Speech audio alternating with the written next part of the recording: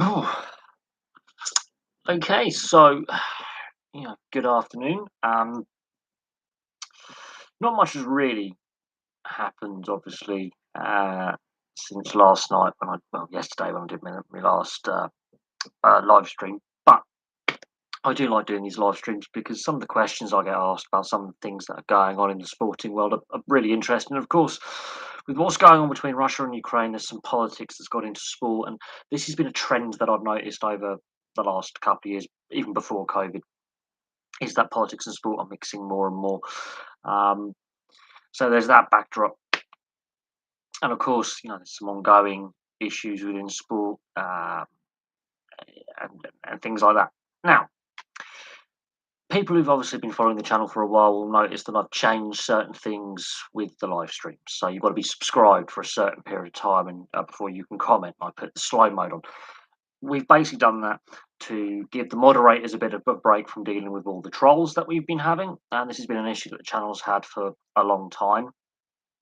Is just the idiotic keyboard warriors, posting racist and homophobic and non-sports crap, spamming. So that's why that's being done. I understand, obviously, for some new viewers, it could be a bit frustrating. If you want to post a comment, you've got to subscribe first for a minimum time. Yes, Chester, I think it is now near on impossible. There's too much virtue signaling in sport, though, as well. Sport should be a unifier. I was just listening to the Fergo and the Freak Rugby League podcast, and their latest episode's just gone up on YouTube. And of course, the NRL's put out its latest season ad because the season starts next Thursday, and the women's regular season's already started, and it's been criticised for being a bit, social causey, not focusing on the sport. And the way they described it is the way I would describe sport. I'm watching athletes at the top level, regardless of their background, playing the sport that they love and entertain the fans who love the sport. So that advert for the NRL, I mean, I haven't seen it yet, although I probably will watch it tomorrow when I watch NRL 360 when I get in from work. Has been heavily criticised on social media. Heavily criticised. I've seen snippets of it, and yes, it is so forced. That kind of social commentary being forced, which is completely unnecessary. But yes, the NRL season starts next week. I have to do my NRL 2022 season preview video. I haven't really been following this NRL off season too much. So there's that. But yes, I do agree. Yes, politics and sport, it's become it is a toxic minefield. You could argue with Colin Kaepernick, with his stance when he was playing for the 49ers in the NFL, and the NFL's reaction to that. Could have really, I think, started this, but I think there's been a bit of a drip feed for a while in professional sport. I'm not talking Olympic sport because Olympics and politics is a known thing, but in professional sport, yes, there's definitely been this um, drip feed effect for a while. So there is that. Yes, I know the Manchester Derby is taking place today. I think Manchester United, for some reason, do up their game when they play Man City. In recent years, they still have a very good record against Man City historically. Over the last 30, 40 years, their record's been pretty good. And there was a period where they weren't playing each other regularly, when Man City were in the dumps a little bit. But the fixture itself is not the top derby fixture in English football. And it's only 2-1 to Man City. So at the end of the day, it's not as if City are blowing United out the water on the scoreboard. Maybe actually on the field they are, but the scoreline doesn't suggest that they are. And last season, Man United, I think, beat them twice. So it's one of these fixtures where form, like Liverpool Everton, was like the Merseyside derby, form goes out the window sometimes in these fixtures. However, over a regular season and all the cup competitions, yes, City are far superior to United and have been for quite some time. There's a lot of teams that are superior to United with squad quality, squad unity as well. And that's not just like, the situation since it shows how good a job Ferguson did for all those years, especially towards the end of his tenure as manager, when Man United were less dominant and other teams were winning trophies, and they weren't winning. They weren't always in the top two every season. You look at the history of the Premier League from inception till now.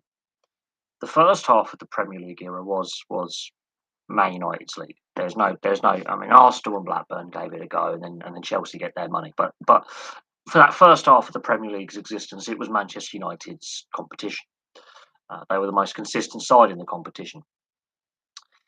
Then Chelsea get their money, and that readjusts the competition slightly because up until that point, only three clubs had won the Premier League, and then Chelsea become the fourth club to win the Premier League.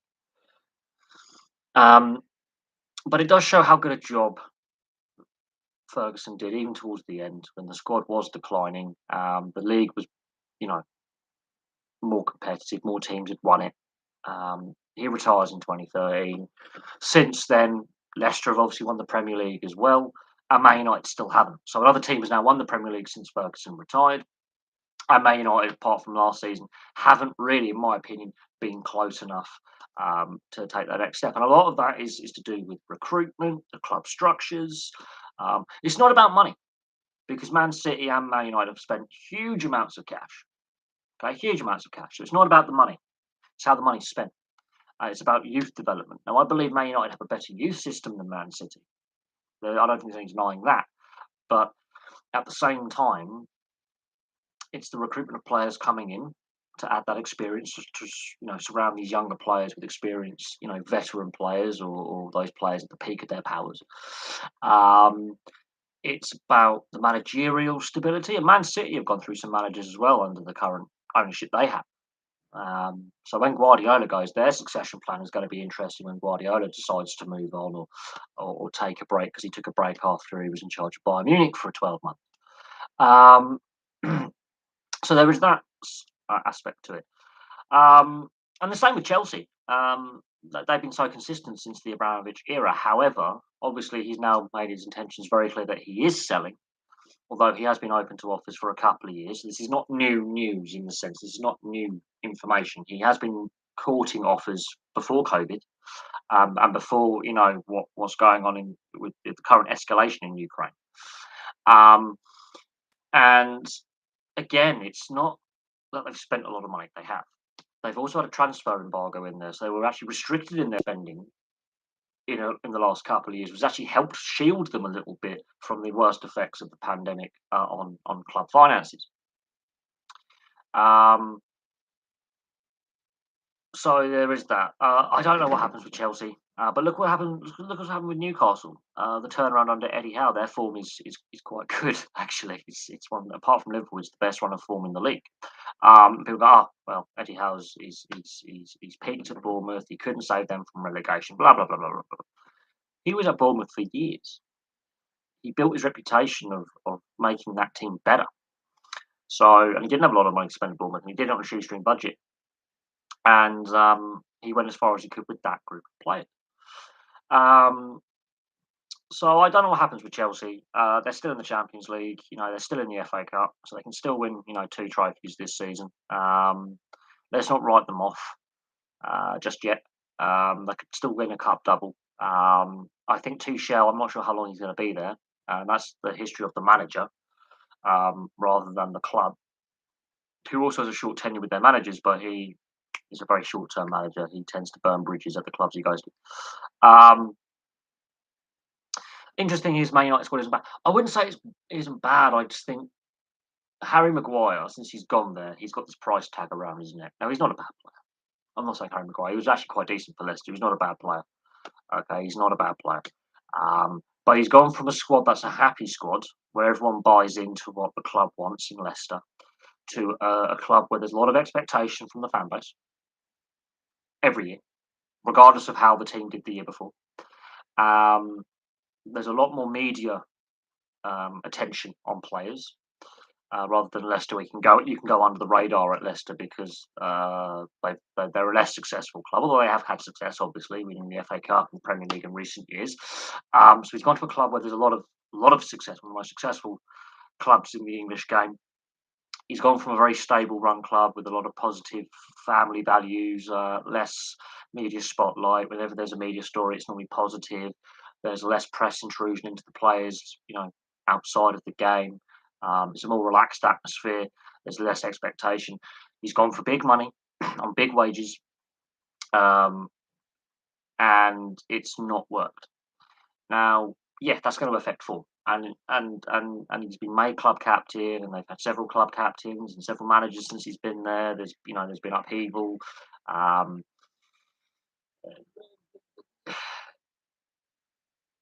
I think there is definitely internal stability issues, not just within the squad, but also in the structures at the club, as I say, and that's to do with ownership, and that's to do with recruitment and personnel management and the back office, the front office, all the things behind the scenes that make a football club tick.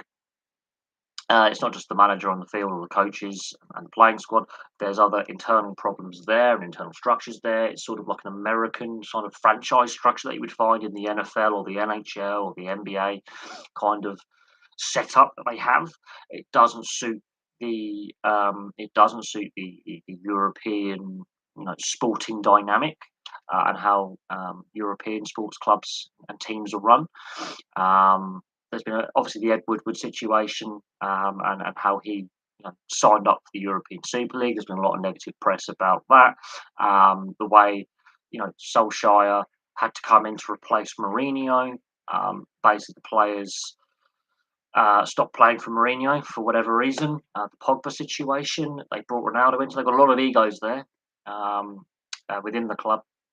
And Ronaldo's throwing fits now, and he's refusing to do this and that, and he's throwing a paddy because Ranić didn't select him for the starting squad today against City. Come on, you've got to be a team player. There's too many egos in there. Van der Beek's, a young player, did very well at Ajax. Has to play a slightly different role and a different style of football. Didn't suit. He's gone out on loan, possibly on a permanent signing.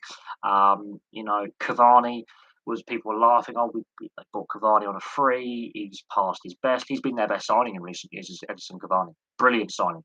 Totally underrated player still. A good veteran player to have around the younger players. Edison Cavani's been their best bit of transfer business in 12 years. Even when Fergie was there. But yeah, the internal stability, the squad. It's not a happy squad.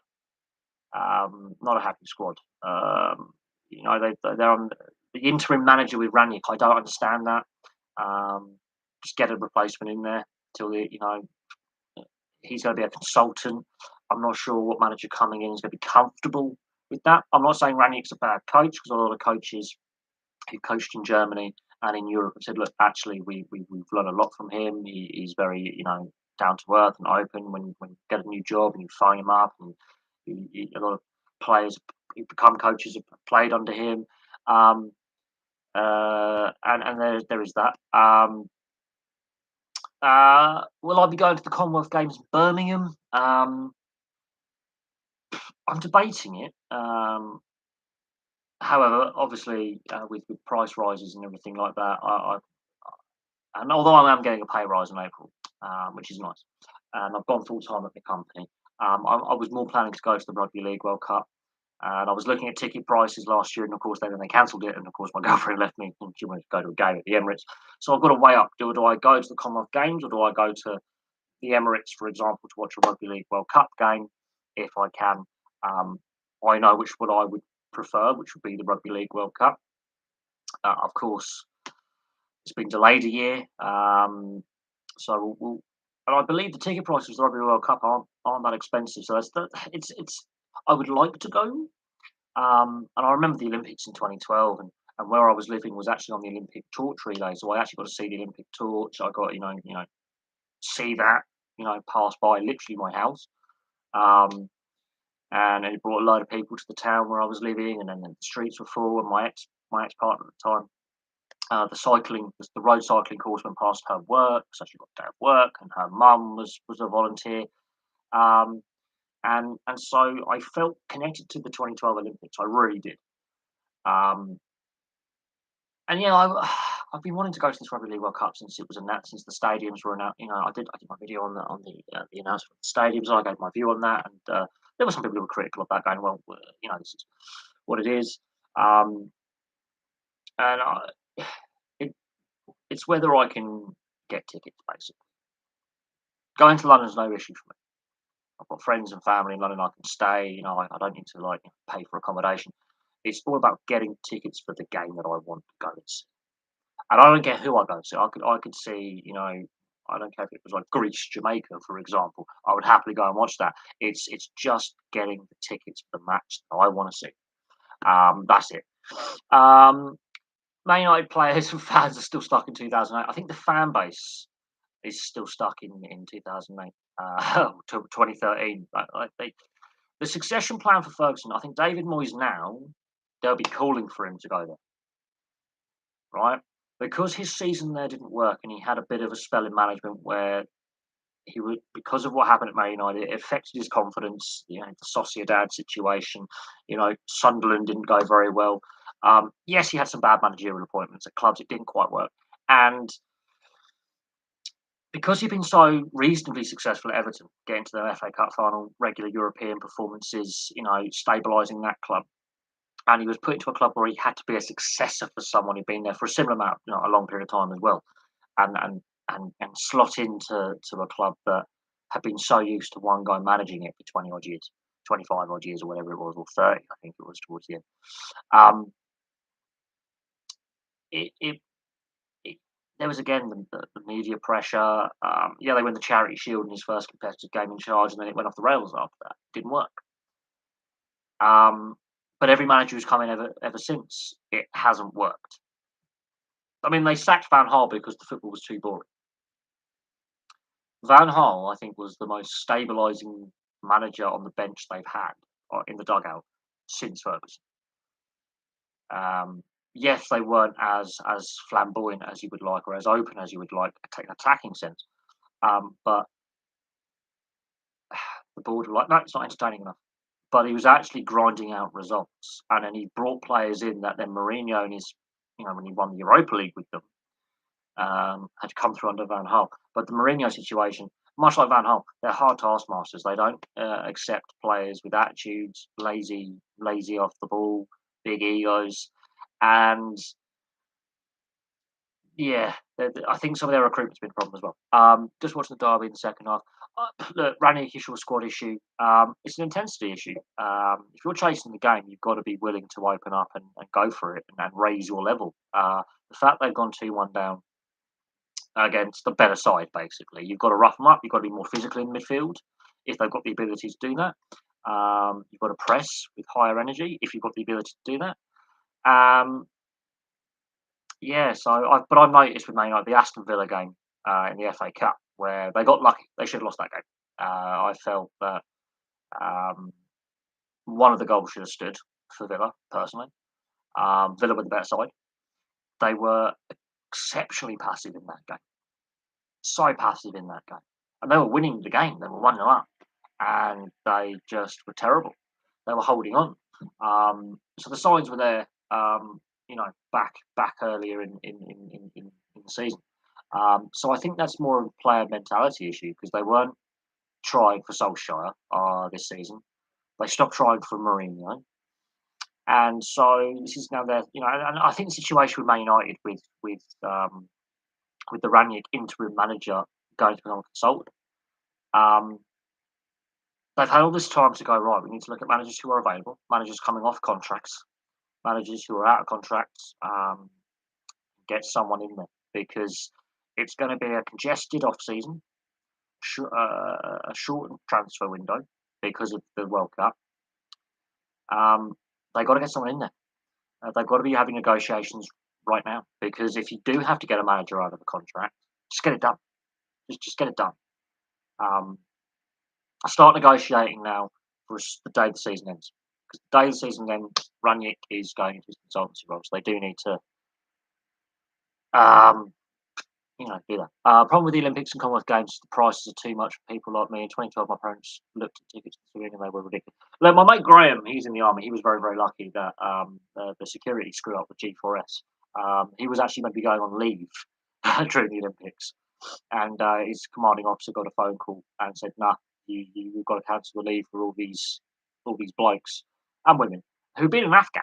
So they just come back from a combat tour, and a lot of them hadn't been home for like a year. They've been on combat readiness and training exercise, and there was a lot of near mutiny. But when they said you'd be working the Olympics, you get free stuff, and you got a choice of events, they all decided to do the beach netball. My mate was working security at the beach netball. If but yes, I understand the prices, and with what's happened with the Winter Olympics and the Summer Olympics in the last 8 months, not having fans and a damp squib, it would be nice, as I say, yes, to see um, the Commonwealth have some good crowd numbers, um, some top quality events, and it. But again, the prices they are what they are because they're events that happen only every 4 years, whereas the FA Cup final happens every year, the League Cup final happens every year, Champions League final, etc., etc. Internationals, they happen on a yearly basis. Six Nations is every year. Those big one-off every on a big cycle like the Olympics, like World Cups, like Commonwealth Games. Yeah, they need to maximise the revenue because they're not going to happen again for 4 years. That's how it works. Um, and it's multiple events, so multiple sporting federations need to get their money as well. As city, the hosts need to get some money back for all the infrastructure they've done and the hosting costs and all that. So they need to actually have a successful, profitable games. They do. Otherwise, the taxpayers get shirty, and that's the issue with the London Stadium that West Ham play out with the contract they've signed. It means it's going to take longer for the Olympic legacy to make the money back on that stadium because West Ham have got the cheapest deal in the world. Um, so yes, so the the organisers need to make a profit to say it was worth the money that was invested by local government and national government. That's part of the reason why. Then you've got all the various sporting federations need to make money as well.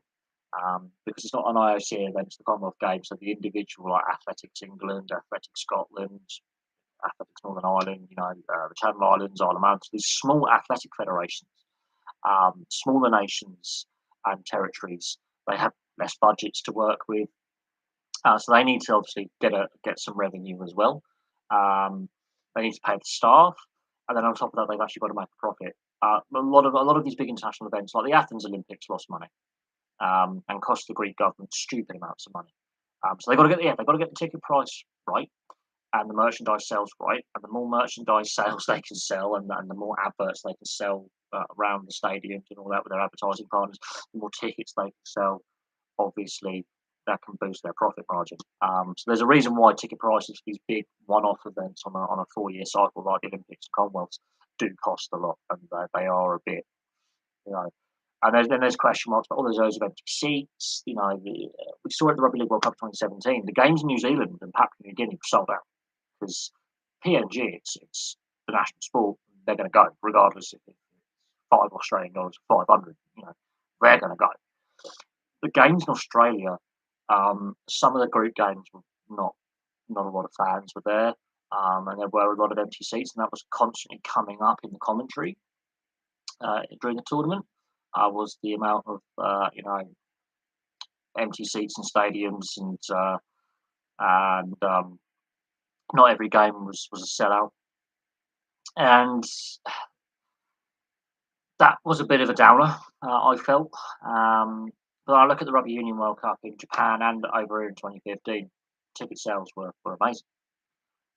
So it's all about how you market the product a lot. I haven't seen a lot of adverts for the Commonwealth Games, so I haven't seen ticket price advert. I mean, I've seen marketing for the Rugby League World Cup this time last year before they postponed it. So there is that. So bearing that in mind. Problem is with the Olympics and Commonwealth Games, the price. Yeah, we've discussed that.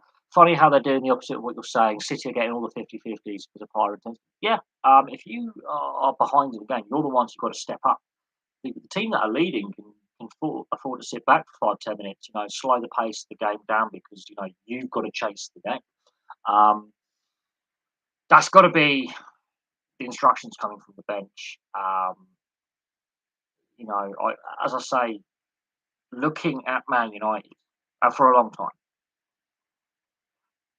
They lost the worst ever FA Cup final I've ever seen against Chelsea. I mean, Eden Hazard scored the winning penalty.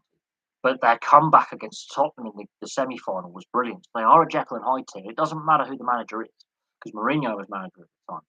You had Solskjaer, the manager for the Europa League final last season, where they lose on penalties.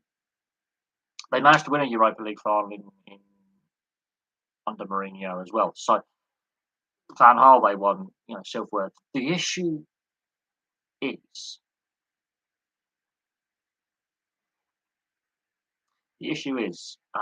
it's not then on the manager; it's on the leadership group within the squad. There's got to be someone that goes, we've got to raise this, we've got to up it. Now, if that means you've got to make a change, a tactical change, that's fine. That's on the manager noticing, okay, this formation is not working. They're trying. We've got to figure out a way to seize back a bit of momentum. That means you've got to bring on just a box-to-box midfielder whose job is literally break up the play, bring energy. So be it. I don't think Man United have that in their squad, but it is what it is. Commonwealth, no, I do think things like the Olympics and Commonwealth Games, you do need to get the general wider nation on board, even though it's in Birmingham. There'll be people who obviously didn't get to go to the Manchester Games or the Glasgow Games for various reasons. And I remember watching the Manchester Commonwealth Games in 2000, I think it was 2, all those years ago. And I remember watching the Glasgow Commonwealths, I think in 2014. And I knew they were upcoming, but they could do better to advertise. The Olympics, they really, as soon as we knew we'd won it, it was big news. It was all over, the media from 2005 until opening night. Whereas the Commonwealths, in those Commonwealth tournaments, there was less marketing for them. And a lot of the British athletes will use the Commonwealth as a marker for the next Olympics. So technically it should be mid-Olympic cycle. Of course, the last Olympics was delayed by years. That disrupts things a little bit, but it's a good marker for them to go, okay, I'm mid-cycle in my Olympic preparation. I'm at this level. I want to get to this level. Plus, the fans love it. That there are events in the Commonwealth Games that are in the Olympics, for example. So other athletes get to be put on an international kind of exposure. So yes, I wouldn't say each sport has its own fan because you want to attract new fans as well. You want to attract that casual fan. Now Birmingham's dead in the bang middle of the UK. Middle of England. Coventry's technically the middle of England, but it's right in the middle of the UK. Good transport links. A lot of investment's been going into the city for years. I remember when I was working up in Birmingham in 2014, they were doing investment precisely for this Commonwealth Games. I think it was either during their bidding process or after they'd just been awarded the Commonwealth Games. So they were doing investment back then, and this is before I even had the channel. This is years before I had the channel, and maybe I should have discussed that back then. But hindsight. So they were already investing in the city 8 years ago, and there are a lot of infrastructure projects. There's a lot of areas of Birmingham, massive investment. There are issues with crime and lack of job opportunities for young people, and there is poverty in Birmingham. There is areas that do need injections to improve. Injections of cash and investment and infrastructure and jobs. But that's another thing.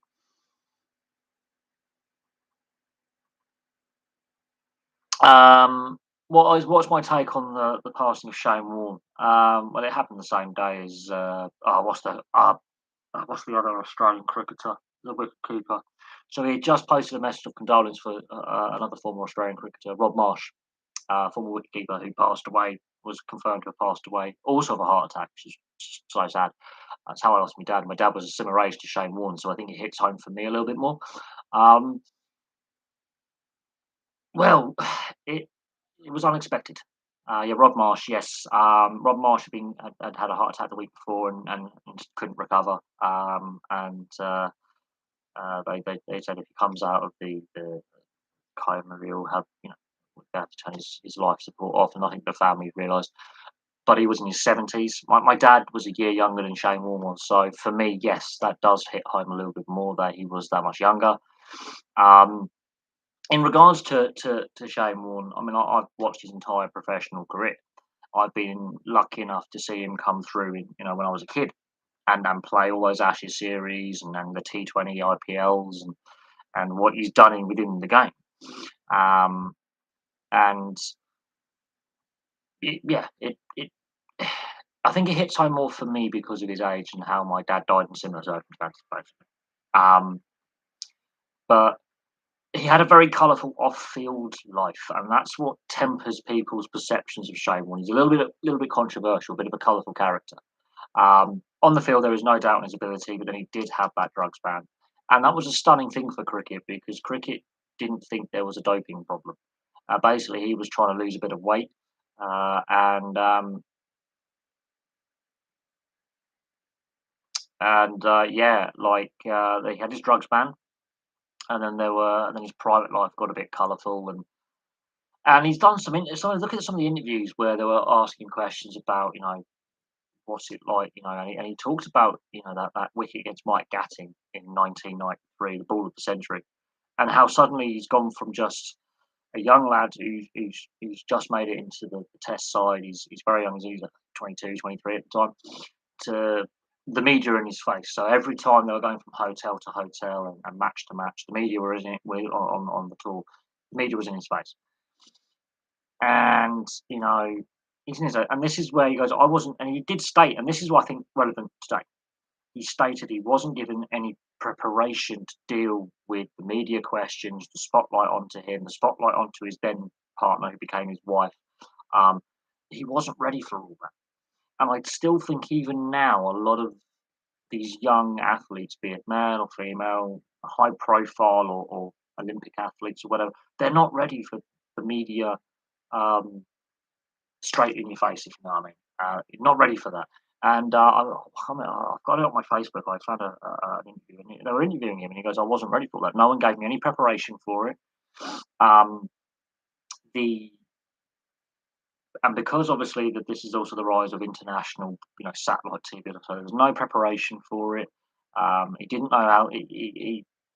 He was a little bit like a sheep in the headlights, deer in the headlights. Where it was like I didn't know how to prepare myself for that, and of course, every little mistake that was made off the field, the media made a big thing of. And of course, then he had his colourful private life, and allegations about this and that, and you know that obviously had an impact on him. And I do have some sympathy for, especially if for these predominantly young men in their late teens, early 20s who burst onto the scene like Shane Warne did, and they're not prepared for the media interest, the press intrusion, every little mistake. If they make any mistakes, like they can't, and even now with social media, they can't, just go out with their mates and just have like a quiet drink in a pub or a bar and just socialise with their friends without someone putting a camera phone in their face and all that, and they're not prepared for it. That was the most striking thing. But as a cricketer, brilliant player, one of the greatest of all time. Is he the goat? He's not the goat in bowling, and he's not the goat in batting. But I think he's possibly the most affable, lovable character because he is actually just an average bloke, basically. If you think about it, of course, there were some of the aspects of his private life that, okay, maybe not the average bloke would get up to, but you could see where he was coming from. But there you go. We might never see the Olympics again on British shores unless Glasgow and Manchester make a bid, so I can understand the prices in 2020. I'm not even so sure Glasgow or Manchester as cities, with even though there's been a lot of investment in Glasgow and a lot of investment in Manchester in the last 25, 30 years, and they are economic hubs in the UK, and they are they are, doesn't matter where you are in the UK, they are employment hubs and wealth creators in the regions they're in. I'm not so sure there's enough money floating around, in regards to, cobbling together another Olympic bid, considering that only a decade ago we hosted an Olympics, and only 17 years ago we bid for an Olympics. Bearing in mind, we've basically got the Euro 2028 tournament because Turkey's pulled out, and of course Russia has been banned basically from hosting it. So who are also a bidding nation. So we've got that. Um, and it's the cost. It is the cost. And while the London Olympics was actually one of the more cost-effective Olympics, it didn't make as much money as they were hoping, partly because of the economic downturn due to the banking crisis that preceded it, and the London Stadium deal that West Ham have um, isn't making as much money as it should because of the cheapness of the deal. So whoever signed that deal for West Ham is a genius, and the the the issue is there more with the London Mayor's office and then local councils basically making a cock up in regards to that stadium lease agreement that is in place. That suits West Ham, it doesn't suit the City of London. But I don't think there's enough money flowing around to put a bid in. Not for a long time. Not for a long, long time. Um, and you know that that is something to bear in mind. Is the cost of bidding, and then once you win the bid, the putting together the infrastructure, stadiums and venues. Now, thankfully, a lot of the Olympic venues that were used in 2012 are still being used. I mean, my friend, his parents live right by in Dorney, which is where the rowing took place, and that is still used for rowing events. But the Cockbox Arena, which is used for netball and other events. Obviously, the London um, Olympic Stadium is now West Ham's football ground, so that's still used, and rugby union and rugby league have used that as well in their World Cups in 2013 and 2015. So it's been a multi-use, and then of course Major League Baseball have used it for their London series, so it's a multi-use facility. Um, Now, if we were to host a rugby league, well, we are getting the Rugby League World Cup, but another rugby union or a football tournament, we're hopefully getting the Euro 2028. We have the stadium infrastructure in place to host those tournaments without having to spend a stupid amount of money to get those tournaments because the infrastructure is in place. And Olympics, I'm not so sure that a Birmingham, a Manchester, or a Glasgow, there would be enough, or a Sheffield, there would be enough money in the pot from national government to spend on it. And you could argue that since 2012 or 2014, when Glasgow had the Commonwealth and the Rugby Union World Cup in 2015, government in this country has misspent and got things wrong in the direction of spending and government foreign policy and all sorts of things. So we're not overly popular. Um, the fact that the last Euros was a pan-European competition, I think no one wanted to bid for it anyway. And then UEFA under Platini said, "Oh, well, as it's an anniversary of the 60th anniversary of the first tournament, we'll make it a pan-European one." And then obviously Serafin said, "We're never doing that again." And I think he's quite right in saying that because there was the pandemic proved that having a pan-continental tournament is just ridiculous and just shouldn't be done. And what we've seen since then is the issues that have been had. And there were complaints about, the distance, and between Baku and Dublin, and then Dublin lost its rights to host games. Brussels was meant to host games; they lost those rights as well, so they had to refixture things and reschedule things, and then they delayed it by a year. And then, you know, it, while it was a good tournament to watch, and there were very few goalless games, and I made a lot of notes, and I watched a lot of games, and covered as much as I could. And then I had some personal and health issues towards the end of the tournament, so really, I wasn't really focused on what I was doing. But that's another thing, and I've covered that on the channel. I would say this: it was a good tournament. There were some scenes, especially at the final, with crowd disorder that, again, we don't want to see. So another black mark, not good enough. But yeah, it was a good tournament. Um, I finally got a tournament prediction right. Italy winning, yay! But yeah, good tournament. I thoroughly enjoyed it. Obviously, the Christian Eriksen situation. It's good to see him playing for Brentford. It's good to see him playing again. No one thought that was possible 9 months, 8 months ago. So he's playing again, which is good. Um, you know, Fantastic to see that, considering. But again, because it was a pan-European tournament, and there was all the stadium infrastructure was already in place and had been in place for a while. Um, so it sort of mitigated some of the costs surrounding all the. But Serafin came out and said, "We're never doing that again." Even before the tournament was even played, he was like, "We're not doing that again." Um, uh, and but UEFA's faced a lot of criticism for the way it awards Champions League and Europa League finals as well. And the was it 29? It was 2019 when they had one final in Spain and one final in Azerbaijan, and the ticket prices and the price gouging and profiteering and all that. And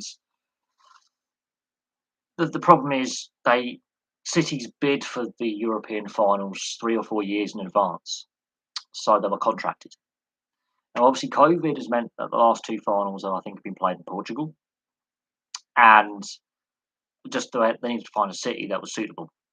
Portugal had a low infection rate at the time, a high vaccine uptake, especially last year. They just put it in Portugal. Like, fine, we'll go with an option. We need to get these played. We're going to lose more money if we don't. Portugal is now. I believe Paris, as a city, has multiple stadiums that could host the Champions League or Europa League final. And they've bid for loads over the years. And of course, France has held women's and men's Euros and World Cups in my lifetime. So they've got the infrastructure. Rugby Union World Cup coming up. They've got the stadium infrastructure. They could host the Champions League final in any stadium in France. Lyon, Marseille, Paris, Lille. They have the stadium infrastructure. Um, the fact that St. Petersburg had put a bid in for this year's final would have been bid for back in like 2018, 2019. So they're building on. We've had the World Cup success. We've had that tournament. We've had the Winter Olympics. We have the infrastructure. Bang. And yeah, UEFA were quite right to strip them of that. Um, but yeah, there's been some criticism over how UEFA, um, dishes out the finals. Um, and there is that.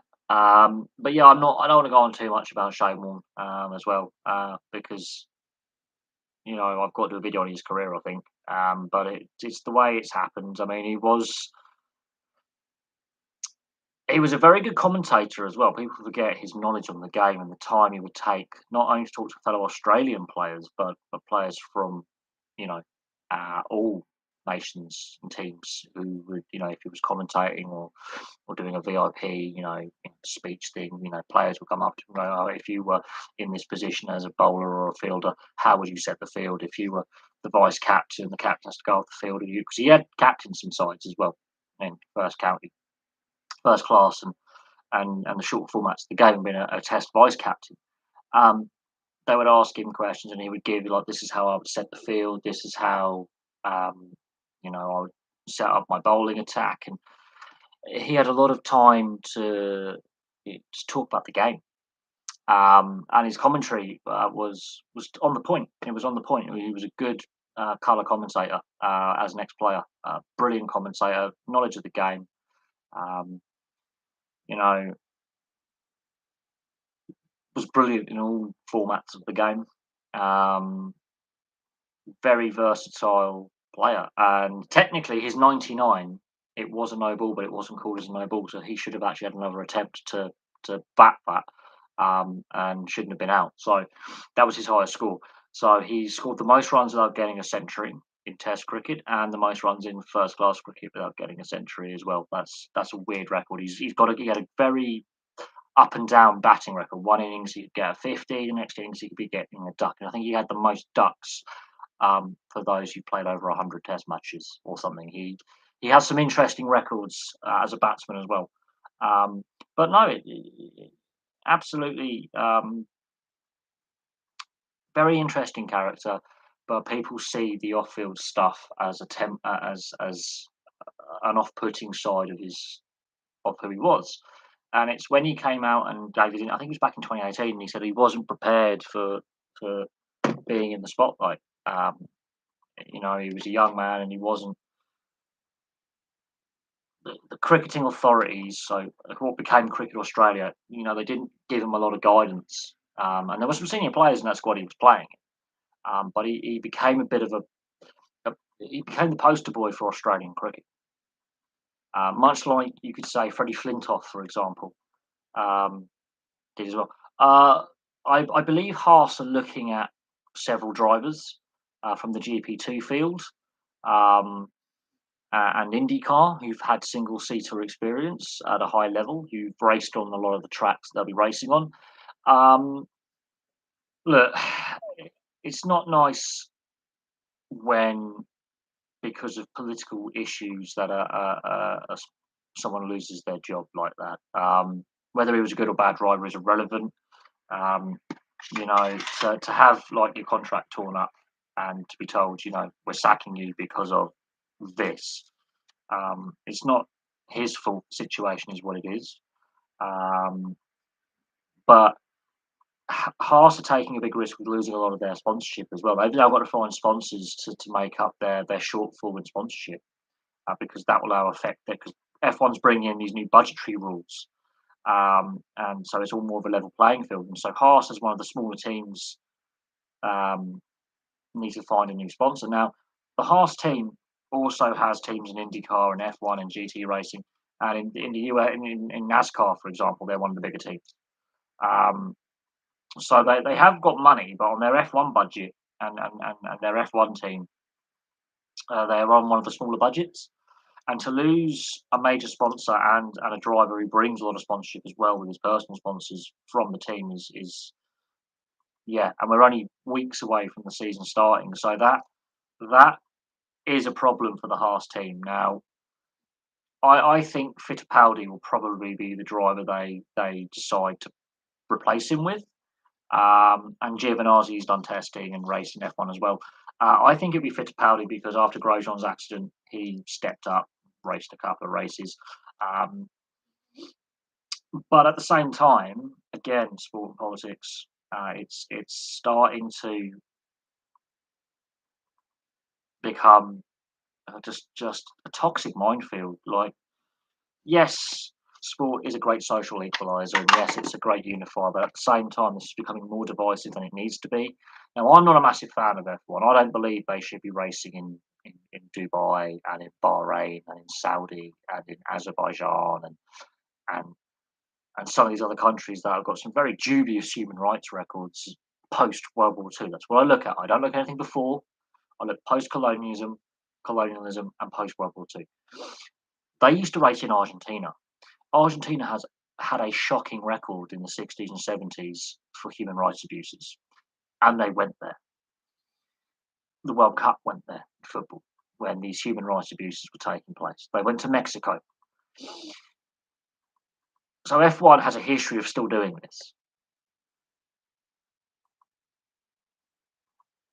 But at the same time, F1 has already lost the Vietnam Grand Prix indefinitely for a variety of corruption and COVID. China's dropped off the calendar. Whether that's permanent, I don't know. Russia's now had its contract ripped up. And I was never a fan of the Russia Grand Prix anyway. So, yeah, we have F1 for the motorsports. I think MotoGP as well to a certain extent. This is what I find interesting. World Superbikes, the World Motocross, World Rally Championship, they don't go to these places.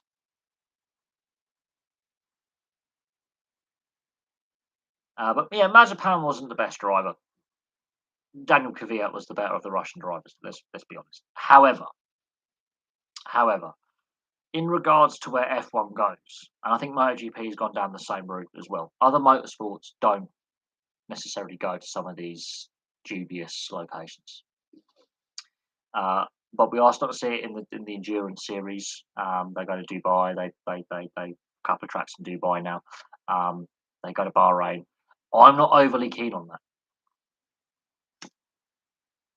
I'm not overly keen on that per se myself. However, they are investing in the sport. They're sponsoring. Money has to come from somewhere. They're happy to build racetracks and sponsor and invest. Fine with that. Still not necessarily happy with the track record with their current human rights. But F1, MotoGP, that's the track. That's the path they want to go down. World Superbikes hasn't yet. World Rally's gone to some places that are a little bit questionable in its time. And other sports are also, courting some of these not so nice locations. Um,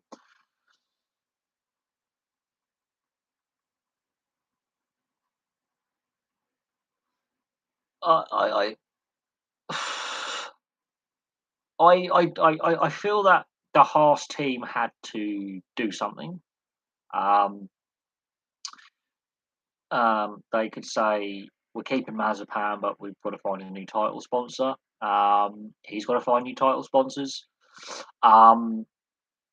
But as soon as F1 had tore up the F1 Russian Grand Prix contract, I think it was going to happen. That he was going to be forced out, and that is a shame. Regardless of if he's a good driver or not. If it was Daniel Kvyat, you could just say that's unfair. But he's left F1 as well. But definitely, it's unfortunate of that. Regardless of their skill level or what they're doing, they have people who are not responsible for the situation are being punished. But that's going to put pressure on the Russian government to come to a peaceful solution. That's the idea of how these sanctions work. Now, whether there was some, you know, pressure from the FIA or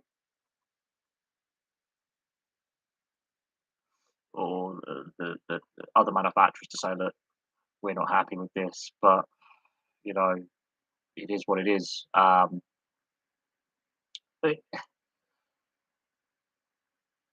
and again, I go back to what I said yesterday with the NHL, with all those Russian players, and what happens with them. There was the question raised about what happens to their visas. What happens if their visas get cancelled?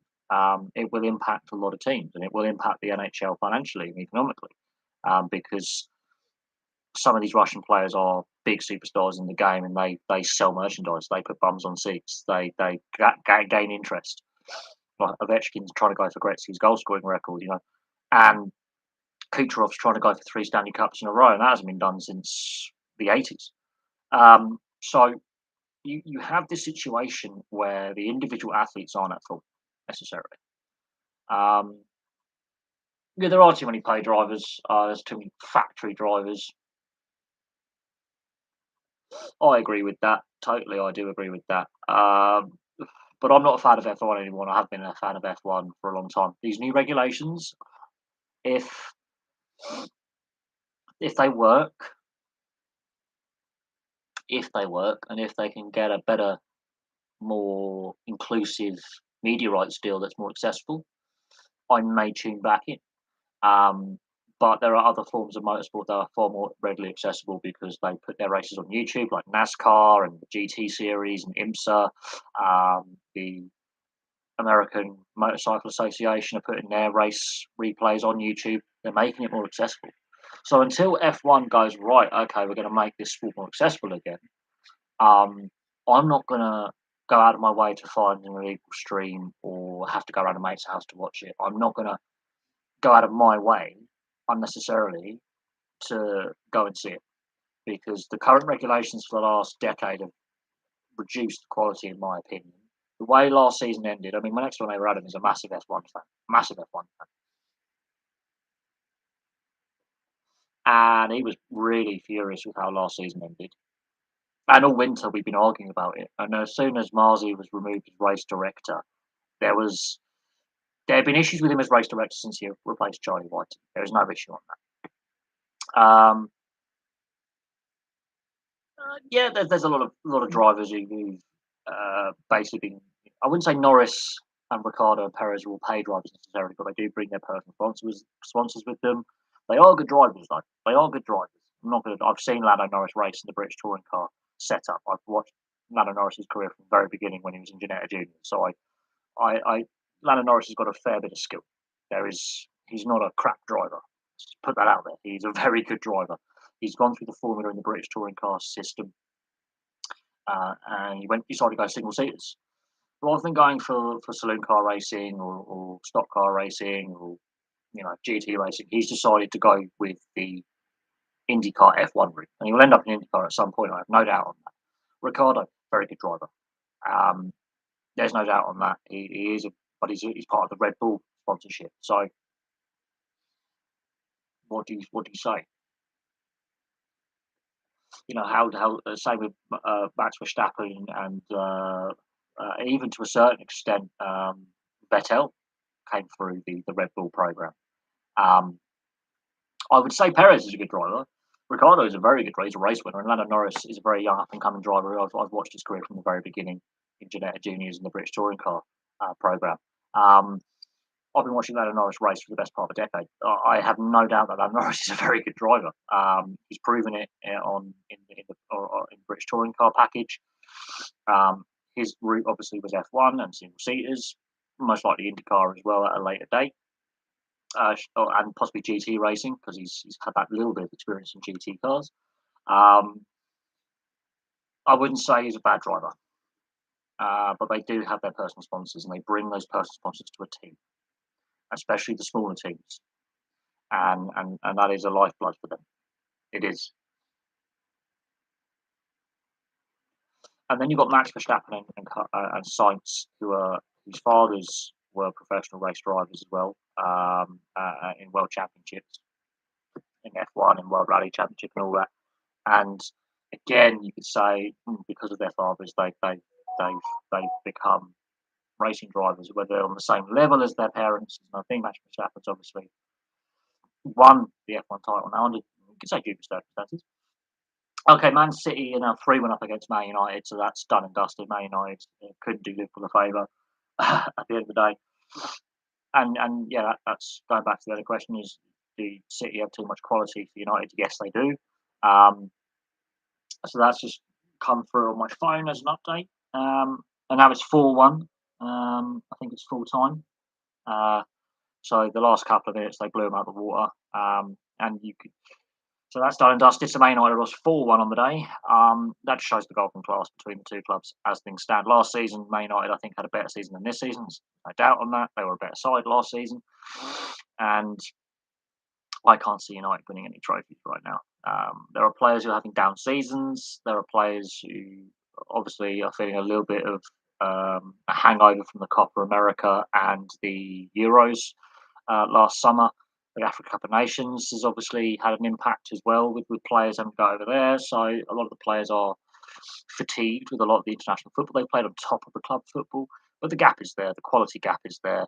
There is no doubt with that. It's playing for all to see. You've got your West Hams who are now sort of fighting in the Chelseas for those European spaces. And they're out the FA Cup. Champions League is their only hope for a trophy now. I can't see them winning that either. They could go with a trophy a season again and not even make a final. Unlike last season where they made a final, the Solskjaer. So they have definitely regressed even further. And I think part of it is to do with the structures of the club. It's the structures of the club. And the Mason Greenwood situation hasn't helped either with his legal troubles and him still being eternally suspended until his legal issues are resolved. And whether he plays for Man United again or his career is done is another thing. So you've got that to factor in as well, that one of their, I'm going to say key players because he's part of the future setup going forward, is currently indefinitely stood down. And that has an impact. I go back to the Jack de Belin situation in the NRL for the St George Illawarra Dragons. He didn't play for the best part of 3 years with his legal problems, and that had an impact on the team because he was allowed to train under the NRL's policy of no for facing serious charges, but he wasn't allowed to play. So he's around. It has gone quiet. I mean, the legal process obviously takes time, and the charges he is facing are very, very serious, like very serious. And they're not just one charge, it's multiple charges he is facing should the police decide to charge him. He's currently under bail. Um, the legal process, there's a backlog of cases. Same with Benjamin Mendy, his trial date's been put back as well. That is a that's a problem that the professional sport in general needs to face up to. Is And I've discussed that as well in the videos in relation to Mason Greenwood and in live streams. Let's go back to the Shane Warne situation. He did an interview in '98, and he was asked the question about how he was not prepared for the media spotlight. And he went, every little, he goes, people are going to make mistakes, but the way the media portray you, and what he learned was like every little error. So if he was caught speeding like 5 mile an hour of the speeding limit and he's got a court date for a speeding fine, the media are going to go, oh, look, he's done it again. And that does have an ongoing impact on people. It does. There is no way to deny that. Yes, it's gone quiet with Mason Greenwood, but I still think that's having an impact on the playing squad. I think Mason Greenwood was already an issue with Mason Greenwood in the squad before this came out in the last 2 seasons. There's been question marks over his character and his off-field antics for some time. There was rumours circulating that things weren't 100% off the field, and there were concerns about his attitude and some of his off-field dramas. But look at what happened with Phil Foden the other week at the boxing with his family and getting involved in. Then you've got to ask, okay, they're in private boxes. What about the security? High-profile VIPs and all that. At the same time, these young men and in certain cases young women, when they're put in the public spotlight, you can't have like a normal just go out and have a bite to eat or a coffee with your mum or if you're a box, they're obviously boxing fans, just go to another sporting event or a public event without being harassed and hassled. In the Mason Greenwood situation, as I say, England against Iceland, that qualifier, sent home in disgrace. There were question marks about him last season. He missed a lot of game time, allegedly for injury, but he wasn't actually injured. It's transpired. My mate has just messaged me about some ice hockey stuff. He's at a game, so I'm going to message him back in a bit. But the Mason Greenwood incident or his legal troubles, they have gone quiet. Now, as I say, the legal process can be drawn out. The Benjamin Mendy situation, has been no update on when his trial date's actually been set. He's still on remand. The fact that more charges have been brought against him whilst he's been on remand is another thing. The Jared Haynes situation, he's facing another retrial in Australia for his legal troubles. The Jack DeBellin situation, that dragged on for the best part of 3 years. And this is, before and during and after the main COVID pandemic. And so there is a legal backlog. That's something that is known. It is a high profile case. Don't be surprised if there's obviously there's the police doing their job, they're investigating, they've got to put a case, if they're going to charge for the CPS, that they've got enough evidence to take it to trial, and we've got to have at least I think it's a 70% chance of a conviction. And it has gone quiet. Obviously, the Greater Manchester Police obviously initially had 2 extensions to question. That's quite serious as well. So as someone who used to be a law student, I used to work in a law firm.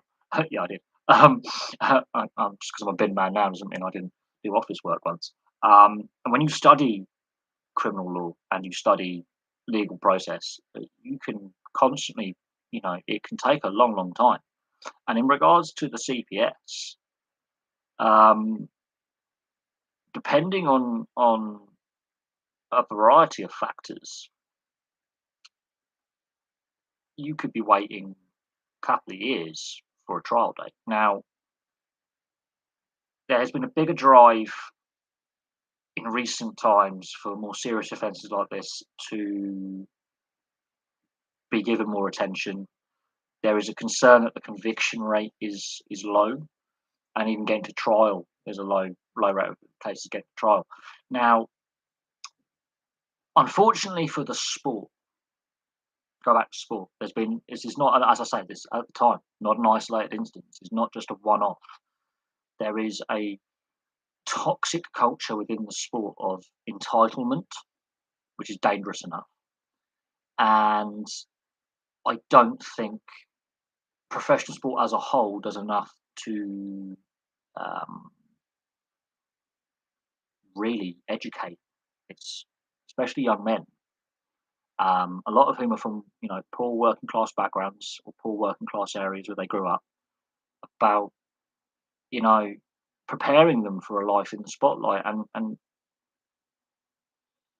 the sad thing is, he comes from a very decent background. His parents are both hardworking. He's got an older sister who's also an athlete, who's quite talented herself, and it's not as if he's from a broken home. At the same time, though, that something has gone horribly wrong for this kind of situation to transpire. But we're still, every year we have this conversation about high profile sports stars having legal troubles and serious legal troubles, not just Mason Greenwood or Benjamin Mendy. We're talking all sorts of legal problems, from assault charges through to, we've had murder charges brought against, an attempted murder charge, like Vasquez, for example, against a ex UFC fighter. He's now facing attempted murder charges, and there is mitigating circumstances in that, but there is this.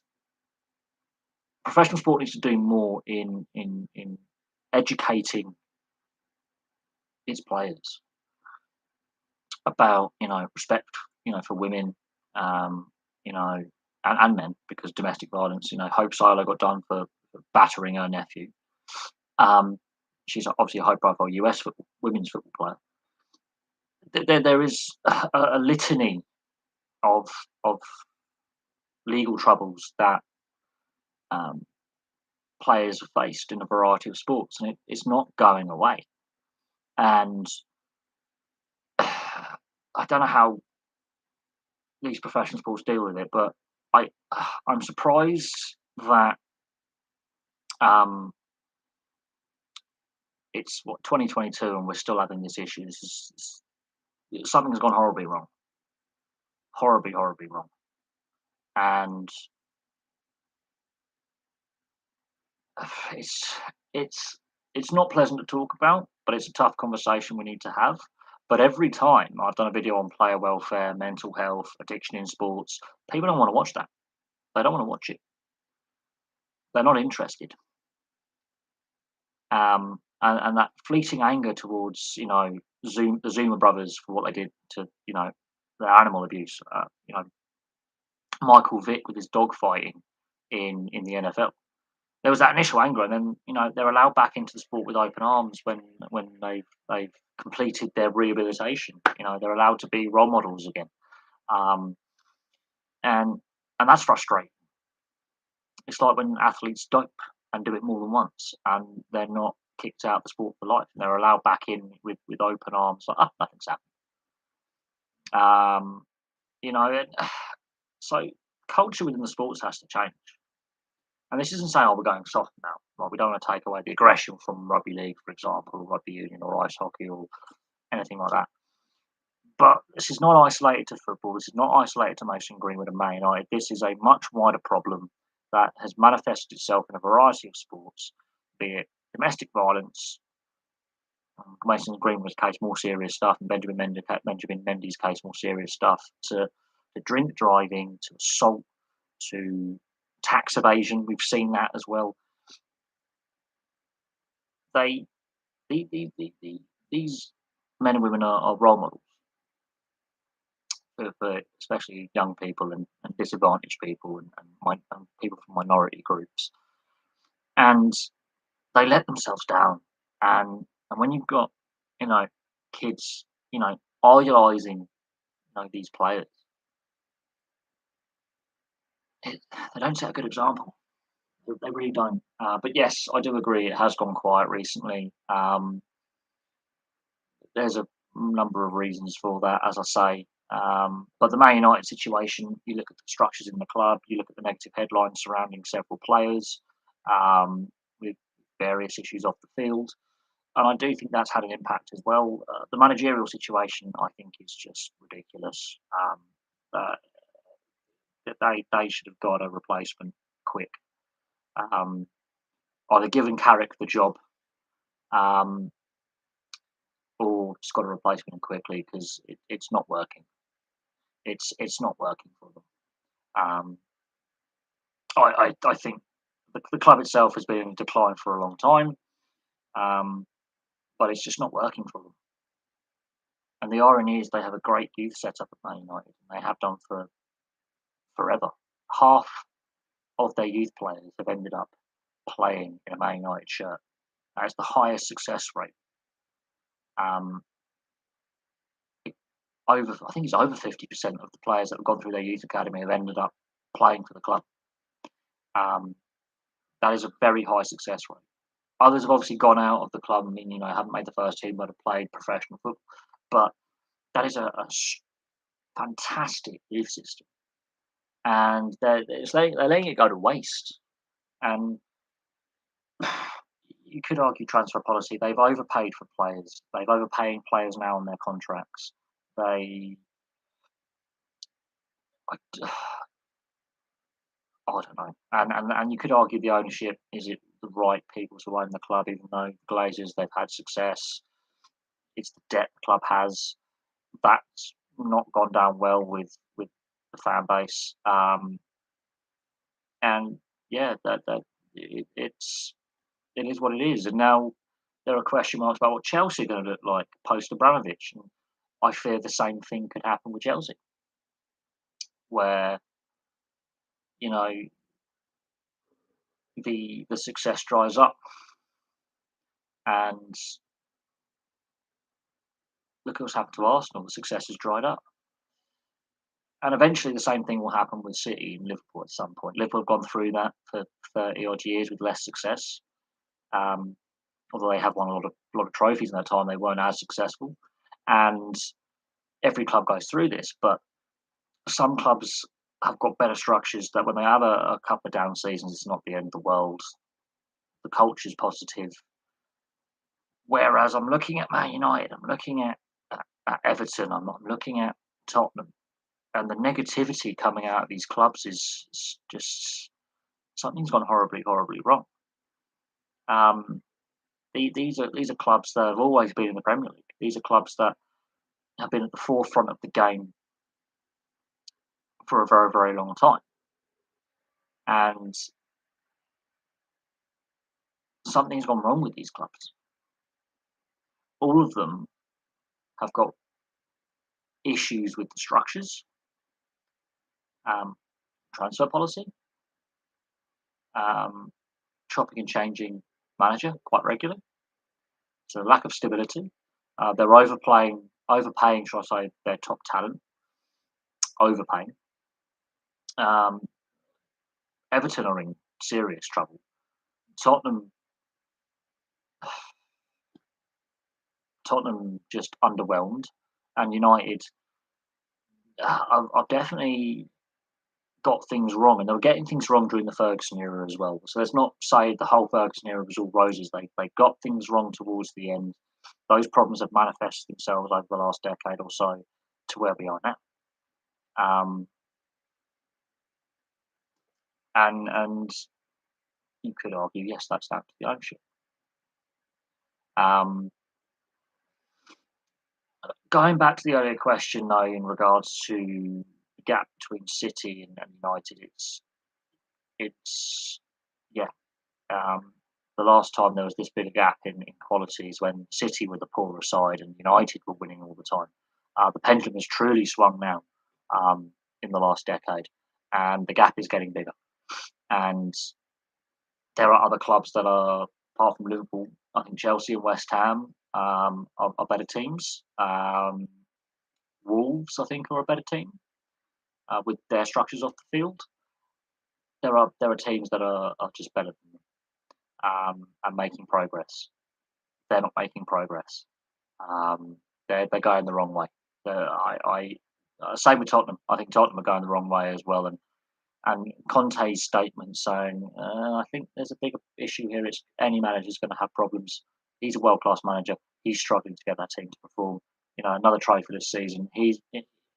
There are issues with these clubs and other clubs. While they maybe let's say smaller clubs seem to be far better run, much more stability, um, much more positivity.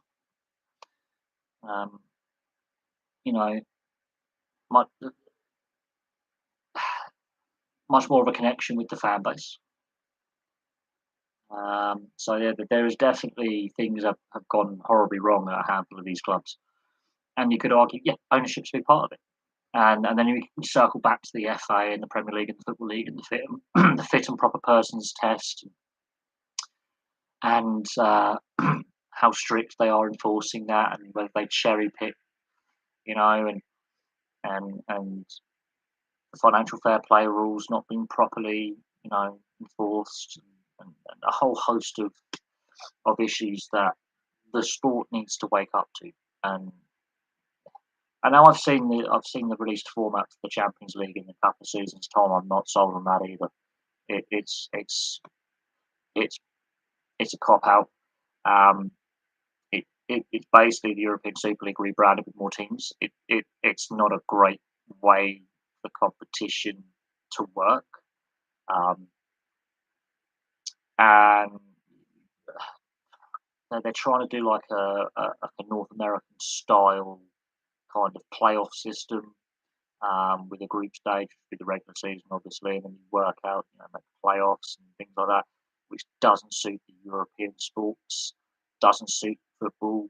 Um, we'll see how it plays out. I mean, it might be the reform that Champions League needs. I think we need to strip it back a bit. I think we need to simplify it a bit, go back to the old European Cup and the early Champions League days and UEFA Cup days and Cup Winners' Cup days of straight knockouts. Bring back the Cup Winners' Cup. You know, make that a standalone competition for the domestic cup winners domestically. Strip it back, reduce the fixture congestion, get rid of those dead rubbers that mean nothing. And they've sort of done that in a way, but they sort of haven't. So they've expanded the competitions. That means 4 more teams join in. They're changing the coefficient, which is a bugbear for a lot of football fans when it comes to the UEFA coefficient. Um, they're sometimes just adds and layers doesn't do the job. It makes it more difficult, and sometimes less is more. Strip it back a bit, roll it back a bit, go back to straight knockouts. Um, Reduce the fixture congestion because then you get more teams playing in the Champions League. Ironically, if you go back to straight knockouts, just saying. Um, Literally do it over 8 weeks. Who would have thought? 8 to 10 weeks, something like that. You could literally strip it right back. You'd actually have more teams in it, ironically, and less fixture congestion. It's the club hierarchies, the team owners. They want to make as much money as possible. The managers are in a catch-22 because they've got to fulfil these fixtures, but they're then constantly saying we're playing too many games, and that's because there's too much money floating around for too few people, and UEFA have got that greed as well, and it's just it's not great. It's not great. Um, but yeah, so let's have a look at some of the questions. So I might have not answered them all. Let's have a look. Let's go back through the comment section. Oh, work. Hopeless. Oh, don't crash. Don't crash. It's crashed.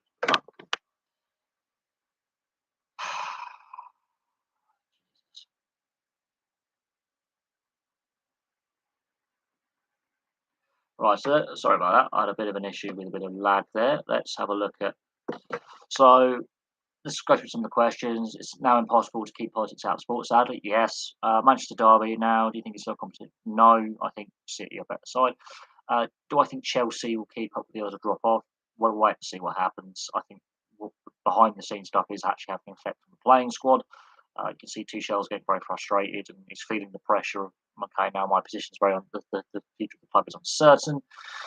Uh, United squad isn't that bad; they're just underperforming. So I think there's a whole host of issues with what's happening at Man United. Will I go to Commonwealth? So I have tickets for netball. Um, I'm probably more likely to go to the Rugby League World Cup if I can afford tickets and get time off work. Man United players and fans are still stuck in 2008. That was a very good question.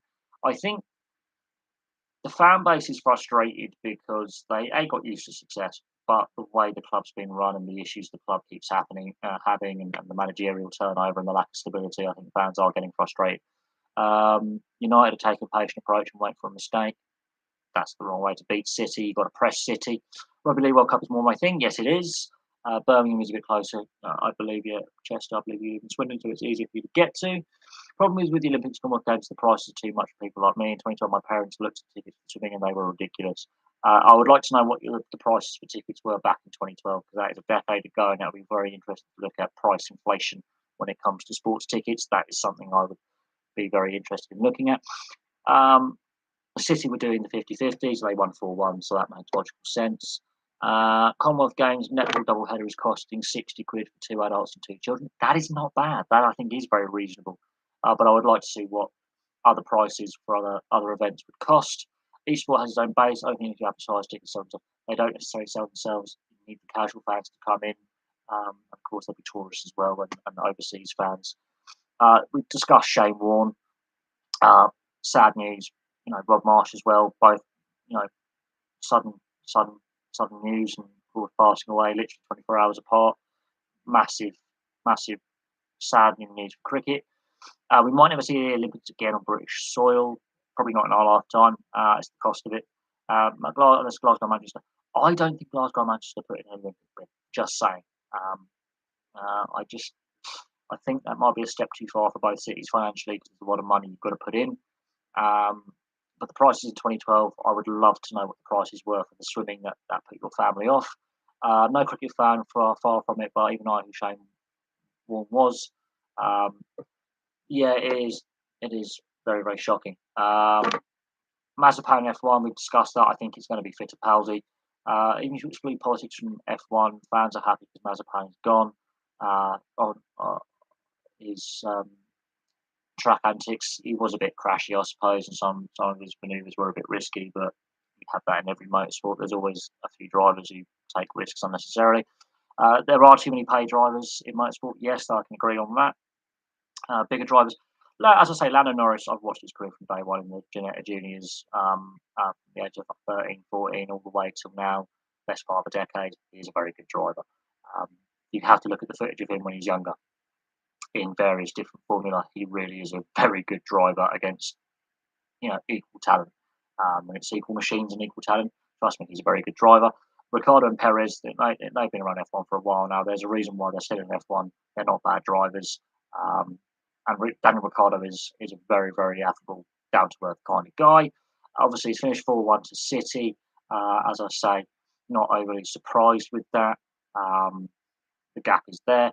The Greenwood incident's gone quite very recently. It's the final question we've had. Yes, it has. It has, absolutely. It has gone very, very quiet. Timestamps back on. That's annoying me. Yes, the incident, the Greenwood situation.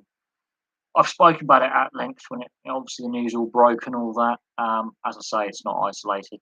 I think football, as one sport, has a problem, but I think there's a wider issue because it's not the only sport with players, team sport at least, with players having this sort of issue. When I say sort of issue, that's downplaying it. Getting involved, getting caught up in this sort of thing. It's not isolated.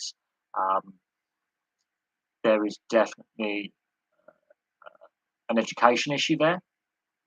There's, in my opinion, there's a whole load of issues at play. I think professional sports should do more to educate these, especially young men. It's a privilege, not a right, to be a professional athlete, and that right can be taken away very, very quickly. And of course, injury or illness can lead to an early retirement. And we have seen players have health issues or injuries and have to retire very, very young. Um, Cricket news. Robinson's ruled out the first test with a back injury. Not taking Anderson abroad is looking really stupid by the ECB right now in England right now.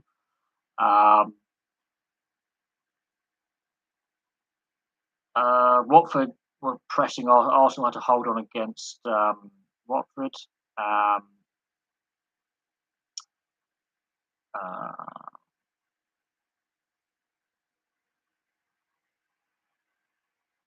Bastiani wins the MotoGP opener in Qatar.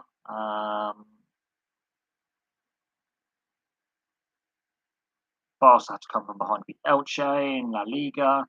Exeter beat Sale in the Rugby Union. Huddersfield beat Salford in the Rugby League. Thumped them apparently. They're now third in the Super League table. There's a fair bit, really not a lot really. Well, there's apparently there's rumours that Pogba might be going back to Juventus for the second time, but we'll see what happens there. Arsenal beat Watford 3-2. Apparently that was a very thrilling game, and obviously City have battered United 4-1. Navidi's been called back up to the Wales squad following injury. A lot about Shane Warne, obviously. What's happened to Shane Warne? A bit floating around. Let's just have a quick look at what's happening in Major League Baseball with their lockout. That's something that is really, really interesting because obviously talks collapsed again and informal talks have resumed. Let's have a look because the regular season they've already cancelled games, so this is, let's have a look. Major League Lockout. This is a late. This has come off CBS Sports. This is an article that's only been up on the internet for a couple of hours. Major League Baseball lockout. Why leagues proposed minimum salary increase isn't as historic as it may seem. First time in 27 years, Major League Baseball will lose games to a work stoppage. Commissioner Rob Manfred, who is not very popular with baseball fans, by the way, if you hadn't noticed, announced Tuesday that the first two series of the regular season have been cancelled. So that's how many games would that be? It's a fair few games. They're losing a lot of games here. That's revenue being lost by the league. 90 games so far. That's quite a few games. So that's works out at 3 games per team. The game has suffered damage for a while now. Tony Clark, who's in charge, the chief exec of the Major League Baseball Players Association, he said on Tuesday the game has changed. The game has been manipulated. Players have been commoditized in a way that's really hard to explain in the grand scheme. I've looked at some of the financial side of this Major League Baseball lockout and the economic side of it, and for me, goes over my head.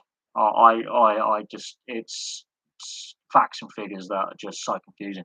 The Major League Baseball and the Major League Baseball Players Association remain apart on several core economic matters, most notably the competitive balance tax, the luxury tax, which is not working.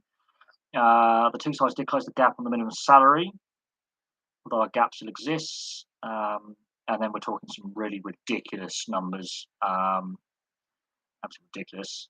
The minimum salary lags behind other leagues, so what other leagues pay the minimum. So this is the current of their most recent season. So this is for a whole year, not a week. This is yearly salary. This just shows you how the average players in the major leagues over in the US, they don't get paid as much as you think. So the NBA, the lowest salary a player can be paid per year is $925,258 a year, not a week. The NHL is $750,000 for a qualifying offer for the minimum salary, and that's without escrow bearing in mind, which is taking away 20% of that. So if you're on a league minimum, you're not earning as much as you think.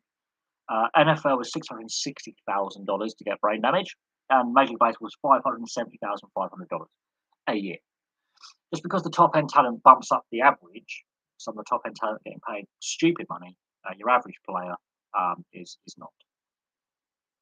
Basically, with all due respect to the NHL, its annual revenues are a little less than half of Major League Baseball. The NHL projects $5 billion for this season. Yet the players enjoy a minimum salary that is more than 30% or larger. So their minimum salary is 30% higher, yet their revenues are half as much. Like, work that out. They treat the players are getting paid better in ice hockey than in baseball, and there's a salary cap in ice hockey. Um, it's not, and they're saying that's a reason for Major League Baseball to say, look, we need to get paid more. It's not just that the Major League Baseball is the lowest minimum salary among the four major North American sports, though. It's the majority of the baseball player pool is making something close to that league minimum. Well, let's expand on that. So, a lot of players are, that's just math. So, the average baseball salary was 4.17 million per year. That is actually, in my opinion, for professional sport, pretty reasonable. 62% of players on opening day last season had salaries less than $1 million, and 32% of players had a salary under 600,000, so basically league minimum. A third of the league made something close to the minimum in 2021. So yeah, the average salary last year was 4.17. It's also average of two players making 600,000 and one player making 11.3. So yeah, the top end talent's getting overpaid. The rest of the talent's getting underpaid. That's basically what's happening in the middle talent. There's hardly anything done there. The vast majority of players are making close to the minimum, and only a handful manage to hang around long enough to really cash in and call themselves millionaires. So baseball is not the last non-COVID season in 2019. 2/3 of the players who stepped on the field had less than 3 years of service time. So the league is an inexperienced league, with the exception of a few players who qualify as Super 2 each year with less than 3 years of service. 63.2% had less than 3 years of Major League Baseball playing time. At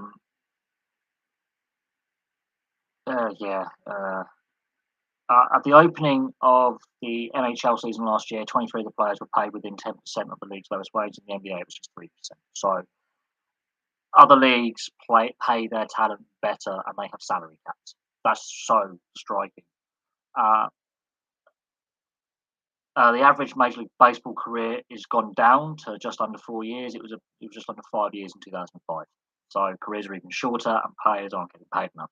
Teams have not so subtly gravitated towards building their rosters around players in their early careers because they're significantly cheaper than veterans.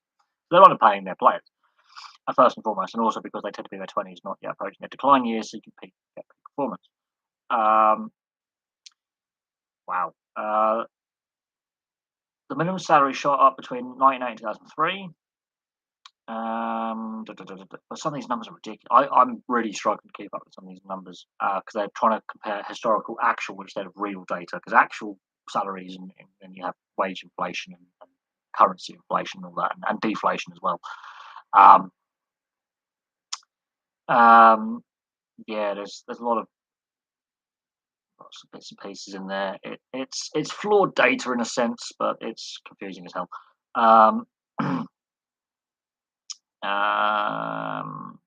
Right, let's go to another news outlet. Trusting CNN here. Major League Baseball's biggest stars and newest faces could be at their respective. Go away. Cookies. Special trim training camps in Florida and Arizona preparing for an open date on March 31st. Instead, Major League Baseball ownership announced on Tuesday they'll be cancelling regular season games for the first time in 27 years. We worked hard to avoid an outcome that's bad for our fans, bad for our players, and bad for our clubs. Our failure to reach an agreement was not due to a lack of effort by either party. It is important to know that a lockout is not the same as a strike. It really isn't. To consider a strike, the players would have to impose the work stoppage, but in this case, the ownership group. As it's likely that the players would choose to strike without a CBA regardless of ownership decision. Yeah. As Major League Baseball Players Association Executive Tony Clark said, lockout is the ultimate economic weapon. It's a $10 billion industry. The owners have decided to use this weapon against the greatest asset they have, the players. Without a new CBA, they'll continue to cancel games. Additionally, no free agent signings or trades are permitted, leaving many with an uncertain future. And if looking at that minimum salary data, that's very worrying. And also, Major League players will also not receive regular payment unless they have previously scheduled a signing bonus or deferred salary due. So again, the lower paid players, which is the majority, are being affected. Players are not the only part to suffer the consequences. With no broadcast revenue or fans, owners risk missing out on hundreds of millions of dollars. They do. While most team revenue numbers are not available to the public, the Atlanta Braves are owned by a public corporation, Liberty Media, and who also own F1, ironically. And their 2021 earnings report shows earnings of approximately 568 million, and this doesn't account for begrudging fan engagement and outright protest once the league is resumed, even with manufactured be a disastrous outcome. Yeah, fans could still be pissed.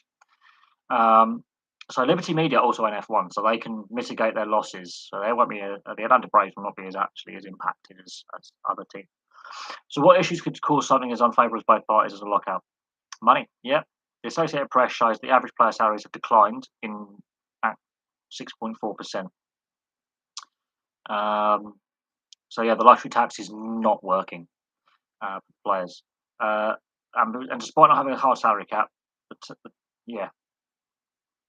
So yeah, the luxury tax is actually harming rather than helping the league.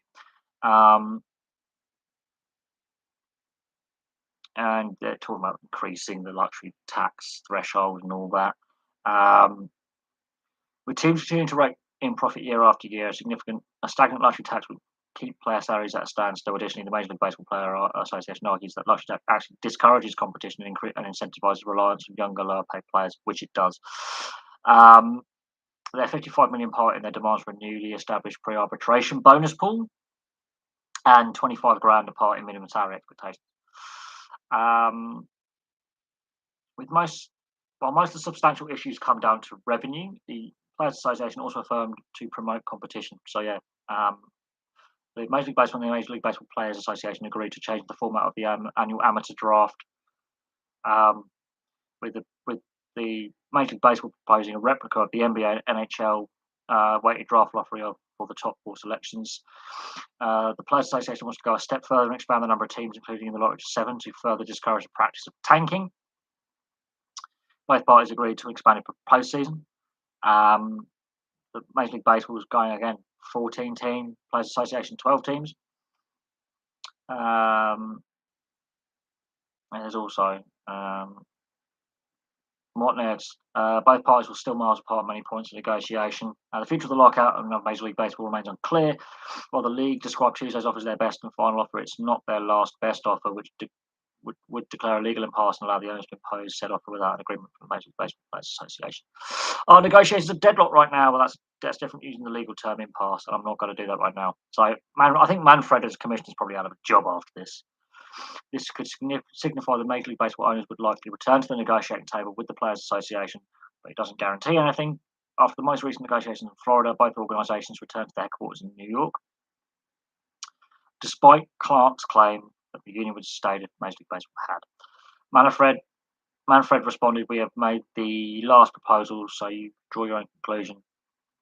Negotiations don't move forward in good faith, and Major League Baseball declares an impasse. The situation will likely end up in court, and the Players Association likely suing the league for unfair labour practices." Yeah.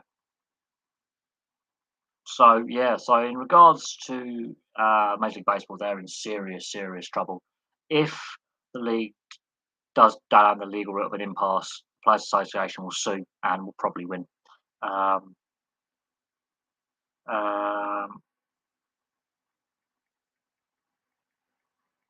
Just hang on a second.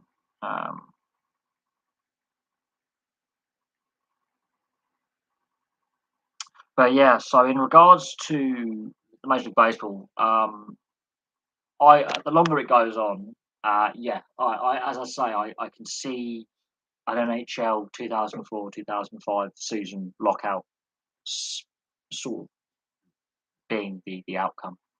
I can see that being the outcome. I can see that being the end result. I'm not a big fan of the way the CNN article was very complex, and I did brush over a lot of stuff, and I mumbled my way through it. But there's a lot of finances in there. But in real terms, the luxury tax is actually suppressing base salary, and as I said, those are yearly salaries. We've got Premier League and European football players on that kind of salary a week. So bear that in mind. That is yearly salaries, and we've got salaries like that on a weekly basis in the Premier League. So yeah, they are massively underpaid. and the average career at the top level in Major League Baseball is just under 4 years. So yeah, that's a problem. And the ironic thing is they don't have a salary cap yet. They've got the lowest minimum league salary out of the 4 major leagues.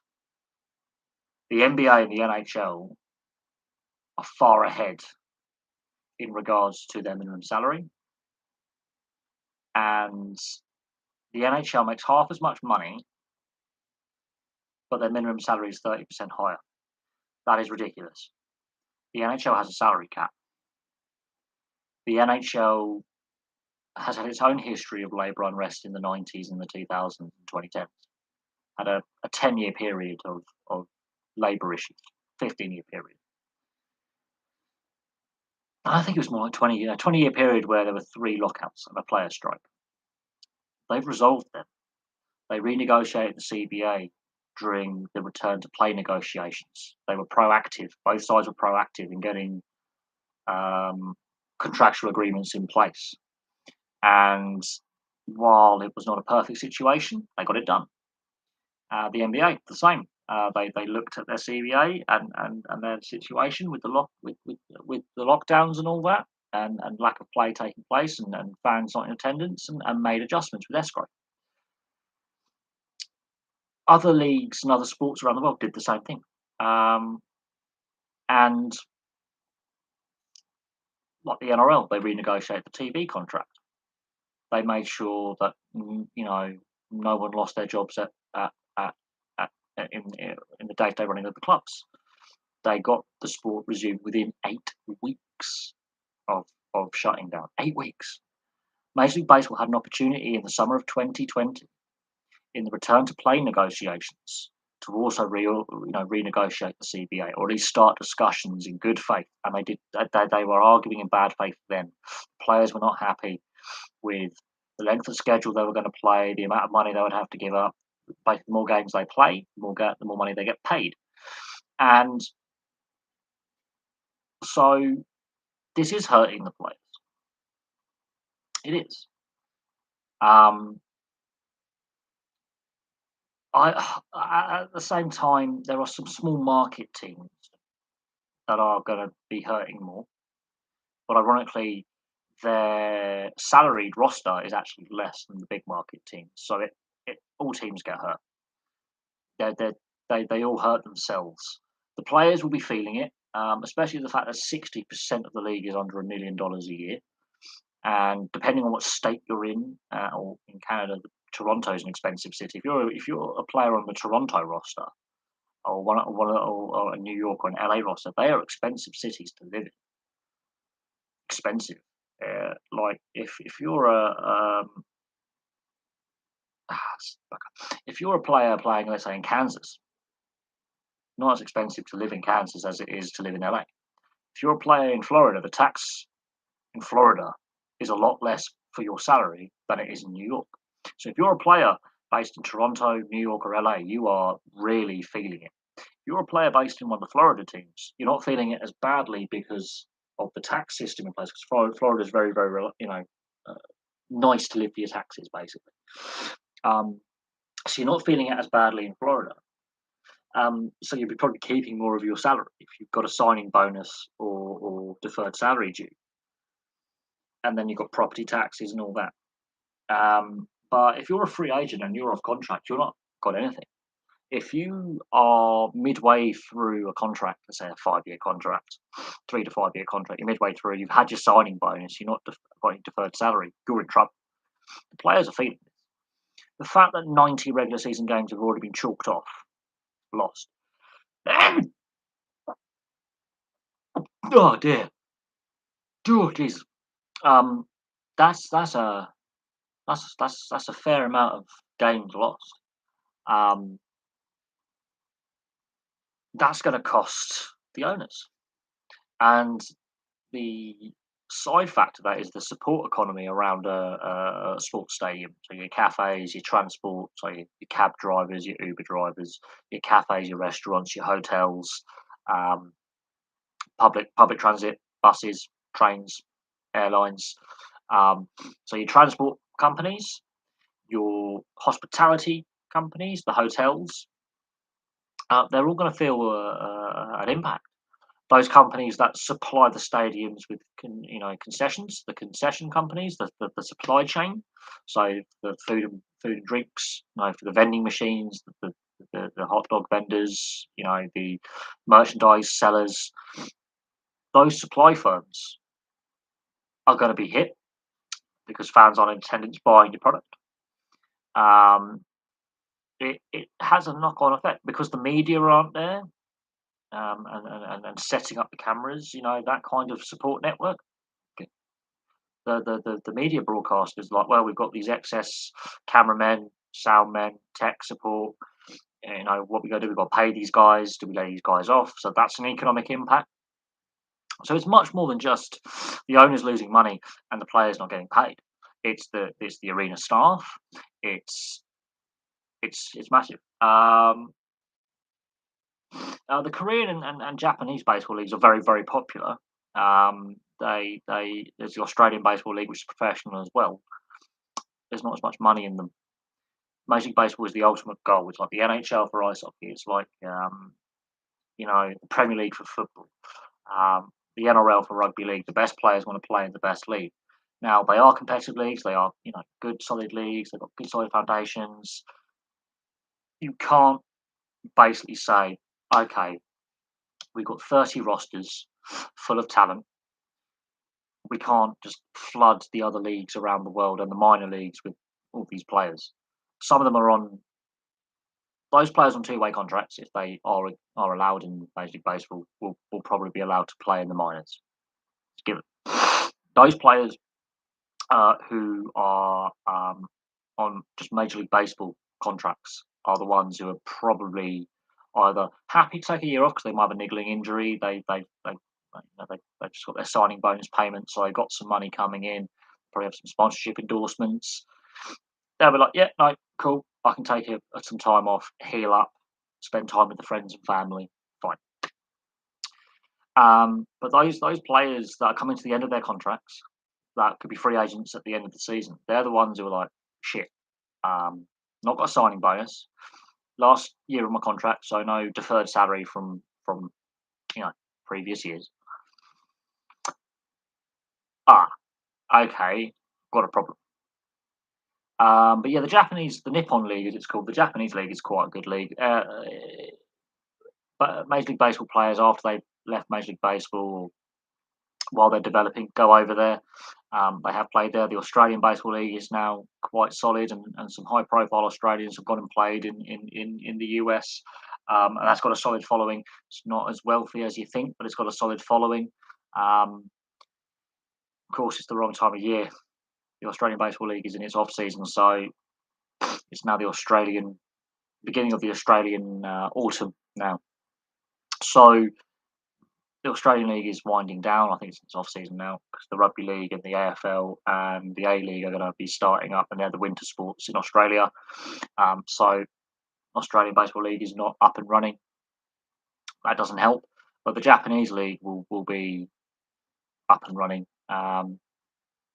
But you can't just go, here's 30 rosters, give these players contracts, because the domestic players will want to play as well.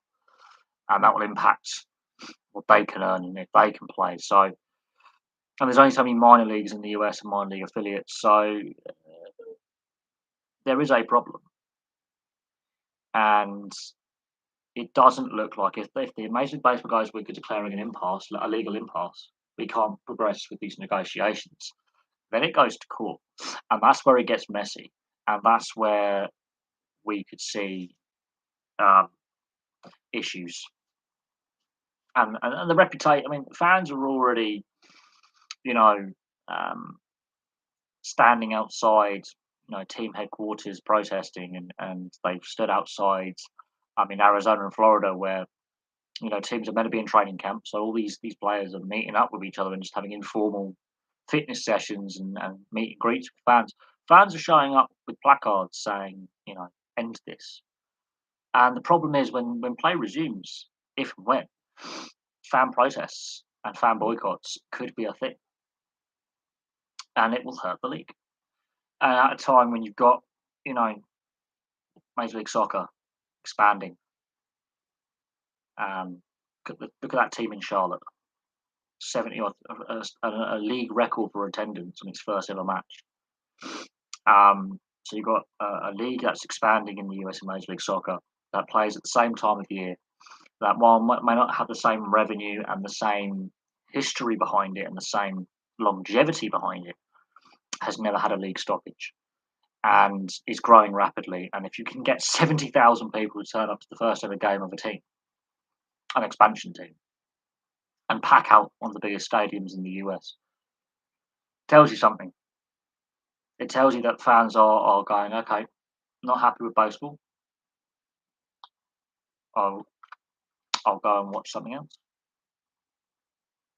And that's the risk Major League Baseball is taking, is it could lose fans long term to other sports.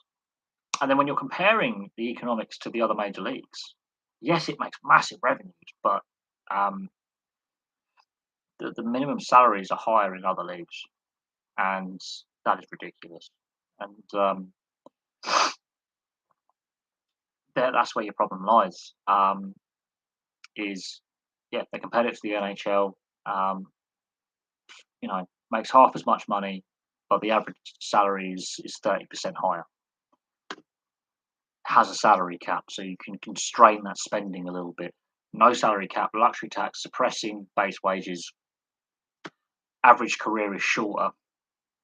Um, you know, it is what it is. Like, I don't know how the players are going to earn a living, but the longer it goes on, if it does reach an impasse level and goes to court, um, that's just going to leave a bitter taste for a long time between the players and the owners. I can see Manfred being out of a job as commissioner after all this.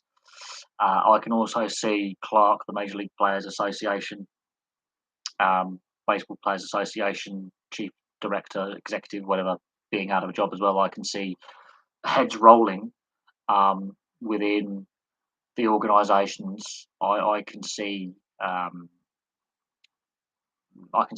Major League Baseball having to reform itself.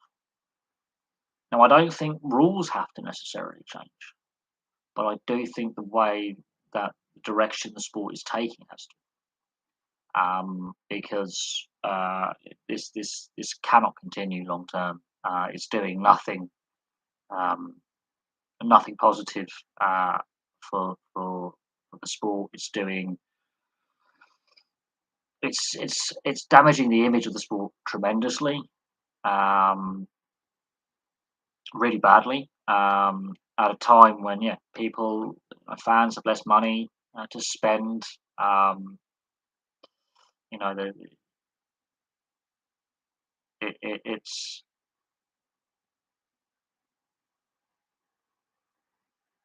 a difficult one. It is a difficult one. And I don't know how the league goes about fixing the problems, but it's very plain to see that the fact that over the last 2 years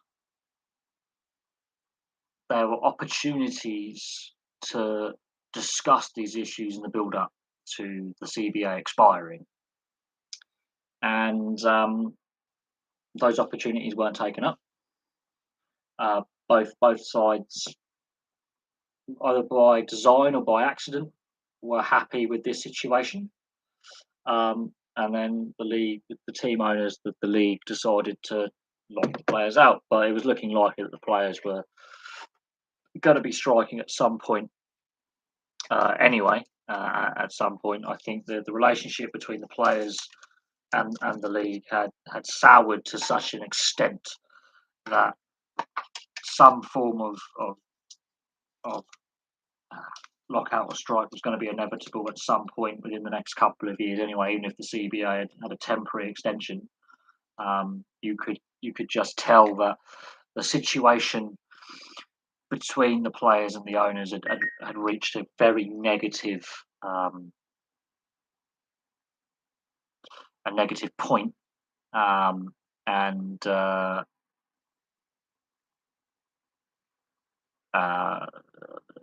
the relationship be broken down. Um,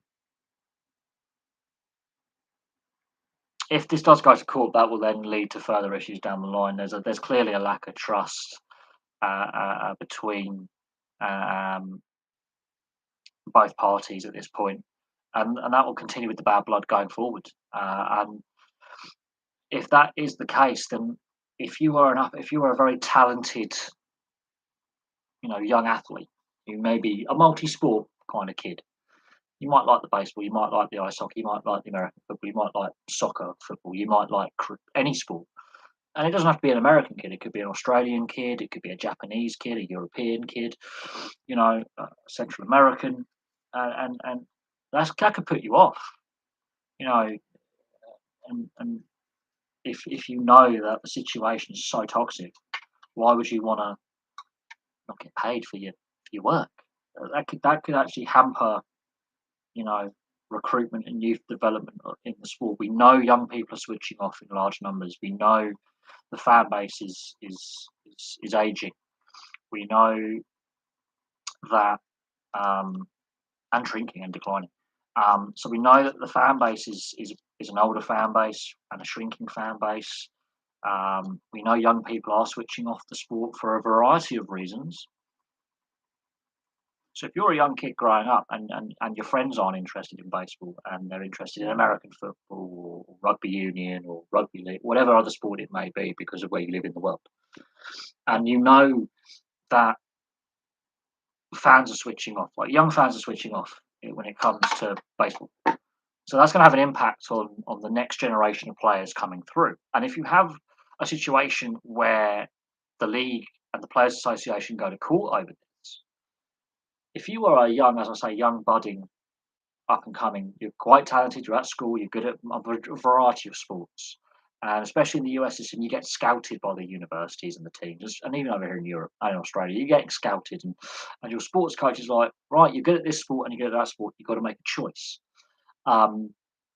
You're going to choose the sport that has a better option for you to earn good money and continue to earn good money, and a sport with stability. Because if you're a parent of that kid and you're like, taking them to the youth tournaments and they're good at two sports, and then you're looking at, okay, my kid, he may not be a builder, he might not be a doctor, he might want to go into professional because he's got a talent, and do you want to encourage your kid? And you've got options to, let's say, baseball. Let's say we go to Australia, baseball, rugby league, and Aussie rules, for example. You're going to choose rugby league or Aussie rules because the pathways are there. But if you're an American kid and you're, let's say, good at basketball and baseball at high school, the pathways are there, and there's less issues within basketball with labour unrest than baseball. The fan base is still young, it's still vibrant. You know, baseball declining fan base, young people being put off. So if you're a kid, if you're growing up, I couldn't name you a single baseball player right now. I couldn't name you a single baseball player right now. I can name you NBA players, I can name you NFL players. Cannot name you a Major League Baseball player. Obviously, the NHL, I could name almost every fucking captain in the league and superstar in the league. But this is what I'm getting at. I could not name you a Major League Baseball player right now. Now, I'm not saying that some of my viewers wouldn't know, the top end baseball talent, but I couldn't name you a top level Major League Baseball player right now. And I watch a lot of sport. I couldn't name you one. Now, I've got nothing against baseball. I have, friends who are massive baseball fans, and I've got friends who play at amateur level over here in the UK, but nothing against baseball. It's not a sport I enjoy. But I look at it and I can't name you a player who plays it. As I say, aging fan base. Young people are switching off. Even watching at home. It's not just going to games, it's watching at home as well. Paying for, the media, reading up, clicking on the websites, getting the app, buying the other associated Yeah, I know. I'll tell you why. That's again because of scandal. That's not because of his talents on the field. That is because of the Astro signing scandal. Only reason why I know who he is. Whether he's still playing or not, I don't know. But this is the situation. The Major League Baseball has an image problem. It's not reaching those young fans because not only are they not going to games, they're not also wanting to play the game in as large numbers as they were. They're not willing to watch the game at home in a sports bar, buy related media, buy merchandise. They are switching off. There are still a young fans who obviously watch the game and want to, young kids who want to play in the majors and all that, and that is fine. Or even the minor leagues and have a decent career and have a decent crack at it. But fans are switching off, and this will only hasten that because at a time economically when people are feeling the pinch because of the pandemic, and the world economy was slowing down before the pandemic anyway, and they've got less disposable income, and prices are going up, and there's inflation, prices going up. It's going to put fans off going back to games because the owners are going to want to recoup their losses. So ticket prices and merchandise sales are going to be key. Um, yeah, well, you say that. Ticket price is crucial. Merchandise prices is crucial because obviously these sports are playing catch up because of the pandemic and getting fans back in attendance. Some have done some good offers, and attendances in some sports are actually bouncing back, which is good to see. But yeah, Major League Baseball, what will the ticket price be when play resumes? Because owners have lost money. Because even though they've locked out the players, when the play does resume, most players are going to argue, well, we're under contract. We've got salaries that are owed us. We want to get paid. And while the negotiations to resume play um, in 2020, when the lockout, when the lockdowns and COVID was at its peak, were not great. Um, the situation that has transpired in regards to um, how they negotiated resumption to play, they could have it nearly led to a player strike then. It was on the cards, and I did a video, talking about it, and back in 2020, and I was thinking there's going to be a lockout or a strike within the next 5 years.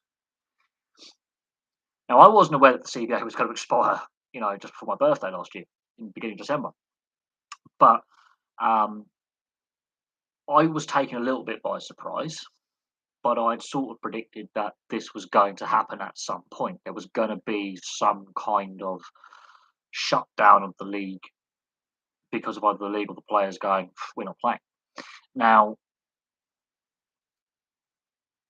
other leagues, as I say, and other sports managed to work out some kind of resumption of play, some kind of protocols, retained salary, you know, deferred salary, something to get play resumed. They worked out new TV deals while fans were in attendance. They got rid of like, the 3 p.m. blackout, for example, the 3 o'clock blackout in English football, which has been a bugbear for fans for 30 years. They put games on more accessible platforms. They tried the pay-per-view kind of platform. They were willing to try things, good or bad. They were willing to try things. The players weren't happy with the amount of the playing schedule that was being put before them because the less games that are played, the more salary they have to defer. And now you know why. The minimum salary is so low. At the time, I thought the players, ooh, they're lucky to be in that position. They're lucky to be professional athletes. They're lucky to have good salaries. And the minimum salary is not a bad minimum salary. Let's be honest. It's not terrible, but at the same time, the the situation in regards to that situation, in hindsight, now you know why the players were not happy with the schedule that was put before them to play games. Um, if that was the case, they should have been discussing the CBA then and starting the renegotiations then. So that's why I think a bit of the fault lies with the players with not taking the opportunity with their players' association to ask for a better minimum league salary, ask about the tax threshold, the luxury tax, in qualifying offers. They had the opportunity um, a year and a half ago to avoid this. At least start planning for this. At least start negotiating to a in some kind of okay, we have a position. This is our concern, and they were happy to sign off on the CBA back in 2016, 2017 to become active in the 2017 season. They were happy to sign off on that. Um, but these issues have been lingering for 27 years, been lingering since 1995. They've led to a team being relocated in that time. Several teams being relocated, actually, but Montreal losing their team. Um, so the part of the fault lies with the players back in 2020. They had an opportunity during the suspension of play to, you know,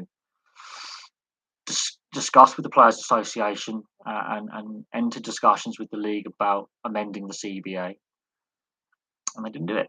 But the league as well, they vote. All 30 owners voted for this course of action. So we'll see how long the ownership group stays united.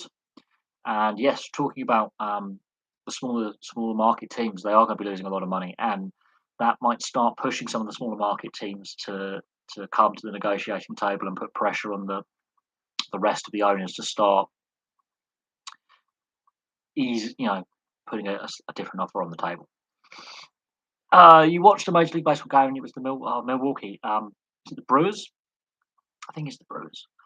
And you could count how many fans were inside the stadium. Now, what season was that? Because each state and had different COVID measures over the last 2 years. If it was pre 2020, then that is an interesting subplot. If it's post 2020, then obviously there's crowd restrictions, some no fans in attendance in some locations for a period, um, you know, and um, if that was if that was pre 2020, that is interesting. If it's post 2020, it's less striking, if you know what I mean, because of the restrictions in various locations and different states having different health protocols in place. But that is an interesting talking point. If you go, well, of that many empty seats, you could actually count the fans rather than just go, oh, it's a packed house. It must be 30 to 50,000 people cheering on their teams. It's, oh, there's 5,000 people in a 50,000 seater stadium. I don't know how big the Milwaukee Stadium is, but you get my drift. Yeah, attendance numbers at sporting venues has been a hot topic for a long time. It's not just COVID. It's been discussed in the FA Cup for a couple of years. This season, the attendances have actually been quite good. I think there's just a relief that we're allowed to go to sporting venues again and buy tickets, and they have, ticket price again has come up because the ticket price cap only applies to league games. It doesn't apply to cup games, and there was some criticism of especially the Middlesbrough ticket price against Man United in their FA Cup tie in the fourth round. There was a lot of criticism that it was above the league cap. Um, if it's just after the restrictions were being lifted and there's still from full lockdown to statewide various levels of restriction, you can sort of understand a bit of, how do I put it, reservedness in some areas to go into large gatherings and get that. It depends on the state or the city it was in regards to the restrictions in place. But if you can literally count the amount of fans in there and go, right, okay, not many, you have to then realise season ticket holders would have seats. So paid and actual attendance are two different things, and that's another topic that's been discussed before on a whole load of forums about fan actual attendance and paid attendance, because there'll be those the corporate seats. We used to get gratuities at various jobs where you get free stuff. So I've got a Christmas part of my Christmas bonus was getting a gift card. So I can go to a retailer that gift card and I can get basically free stuff. The gift card has money on it. I don't actually have to pay any money for that particular item or items that I buy. And that's something that the waste industry that I work in, we get store cards. So there's already a money put on them for us. So instead of giving us a salary bonus, they give us a gift bonus, a gratuity, so to speak, for our service. And again, in the corporate world, so if you're like an office worker, you work corporate, you will get Oh, our company is one of the sponsors of this event. Here's some tickets to dish out as a bonus for the staff. I remember when my mum was younger and I was younger, her company was sponsoring several things, and quite regularly she would be offered, tickets to sporting events, music events. Not everyone takes those tickets up. So the company will have these tickets, and not every employee, for example, in the corporates, will attend that event. But that's the paid attendance because the company's got an agreement and that's paid for. Um, so not every employee who gets given these tickets will take them up. And other tickets get given away in prize draws. I mean, my uncle, he's a Barclay customer and can get Premier League tickets, for example, and other events that Barclays sponsor. At least that used to be the case with his bank account that he had with them. Um, Back in the day, if you were an RBS customer, you used to be able to win tickets for the Six Nations, for example. You could enter a reward scheme, and you could get tickets because they were the title sponsor at the time. And I know companies like Guinness that now currently sponsor the Six Nations do that as well. And Guinness employees will be offered the chance to take up tickets and pick a match and go to the Six Nations. Now, whether they attend or not is another thing, but they are given a percentage of tickets to hand out to their staff. But you could be exaggerating, but you could count the empty seats that are very, very visible. Okay. The fact it's post-COVID is a bit some mitigating circumstance there. If it was pre-COVID, there are a lot of teams that I've noticed the attendance isn't great, and that is striking. I've seen that in baseball before COVID. I used to watch a fair few baseball games before COVID, and there were certain teams that would have a lot of empty seats in regular season games. So we're not talking preseason training camp. We're talking regular season when the full strength lineup is out. Yeah, empty seats at games were noticeable, and it is noticeable across league wide. League wide, that is a very noticeable thing with baseball. It's the way the stadiums are laid out as well. The baseball parks. It's very obvious when you've got empty seats, and very striking. But attendance at sporting events is a hot topic. It has been a hot topic for a while. Various leagues and competitions have noticed that attendance is an issue. As I said, the 2017 Rugby League World Cup attendance was an issue. I remember the 2018 Rugby League tests, England New Zealand attendance was picked up. The Challenge Cup final with Catalan playing when they won in 2018. Yep, a lot of empty lowest attendance since the war. Um, and then the following Challenge Cup final was the second lowest attendance since the war, and it had an extra 20,000 people in attendance, and Wembley looked half empty. So yes, there are certain.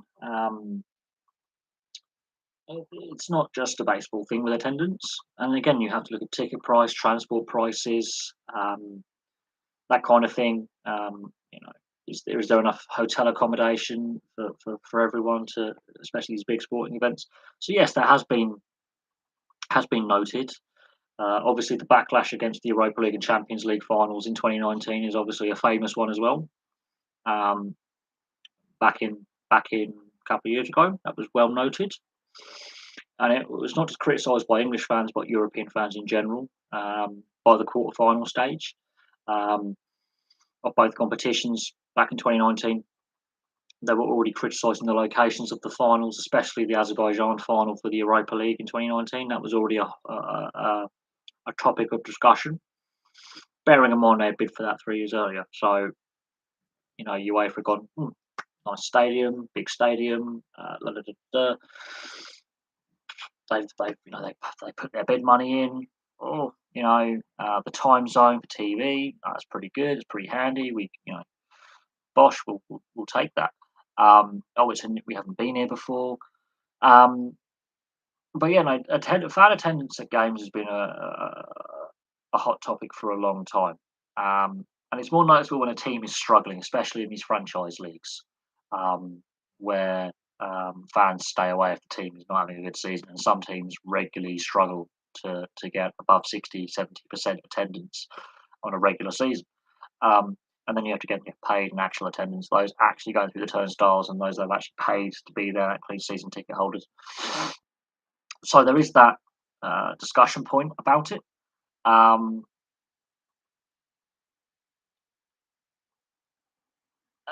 but yeah, the dear. Um, so the attendance discussion is not just a baseball issue, but I do believe the longer this goes on, fans could just turn their back on Major League Baseball in its entirety, um, and that could again hurt the league because we have to discuss what the ticket price and merchandise price is going to be post lockout because they're not making any money right now, so they want to recoup their losses. When it comes to TV negotiations and possible expansion, you know, the TV companies will go, well, the other leagues are competing, and then we can, we're selling the product full stadiums. That's good for the product. We want to recruit the best talent for this league. So broadcasters will notice if there's attendance issues because half-empty stadiums look really crap on live TV. If you're trying to sell the product to your sponsors and potential investors and potential new fans, and look at the product, um, and the broadcast deal for the Major League Baseball is nowhere near as um, good as the NBA, NFL, NHL, where they have better broadcast deals. And then the overseas TV deals for the other leagues like European football, rugby league, and AFL, they've got some pretty good broadcast deals for there. And that's you know coming into the equation is overseas leagues. Fans being more interested in watching them rather than in going to their local baseball team. In the market. Um, there's a subplot to this, and yeah, the longer this goes on, the reputational damage for the league and the economic um, setback for the league will be very pronounced. It will be very, very pronounced, and it's very hard to build back that trust. And there are concerns that fans will start boycotting and protesting team owners and the league going forward, and putting pressure on the league that way. And we're already seeing individual fans protesting outside Major League Baseball, you know, ballparks and club offices, and yeah, there's been a lot on social media, um, and the fear is if this happened, let's say 5 years ago, um, the league would quite easily recover. I think with the post-pandemic situation that we are currently in, that then tempers any recovery that um, is in place. Oh God, my hair is annoying me. I need to get a ponytail. So yeah, there is that to consider as well. But the fact that it was very obvious that the amount of empty seats was probably more than fans in attendance, or was very obvious that was there, is regardless of the situation pre or post COVID is very striking. And again, not a good look if again you're trying to sell the product to not only the US Canadian audience but to the wider audience overseas. And again, I go back to the London series. They didn't sell that very well. Their marketing department didn't sell the product very well when they were trying to advertise the London series. They didn't they didn't get it right, in my opinion. I think they used the wrong um, tactics in the sense that they didn't get that marketing right, and whether it was good matches or not between the Red Sox and the Yankees is irrelevant. I think their marketing for it was poor. Um, they didn't actually get the venue they wanted to use, which was the Oval. Now, had they gone in 2018 or 2017 when they initially planned to, then absolutely they could have used the Oval or whatever, or Old Trafford or a big cricket ground or Headingley. They decided to go in 2019.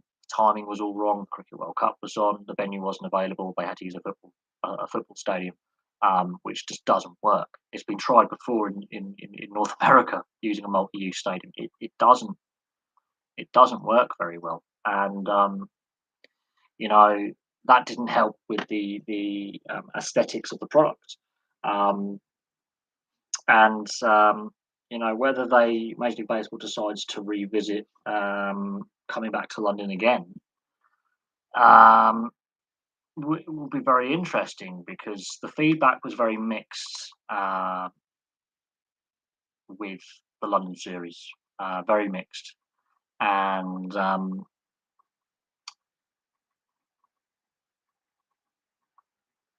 let's see if the London series takes place. Okay, so last year, before this, well, the playoffs were still the World Series was being played.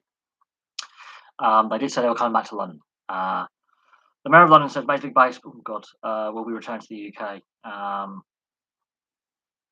So back in October, this article was posted. Major League Baseball's first regular season games in Europe were played in London in 2019 between the Yankees and the Red Sox. The Cubs and Cardinals were supposed to play in 2020, but because games were cancelled due to COVID, obviously didn't happen.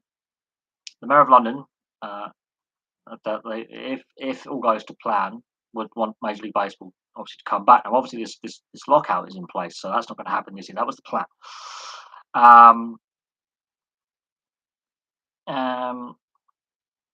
Major League Baseball coming back to London next year. Well, Major League Baseball's schedule is already set. It required a bit of switching around to move any scheduled games to London. Since they were scheduled in 2019 and been set for 2020. Teams involved need a day game in the Eastern Time Zone, 2 off days before games in London.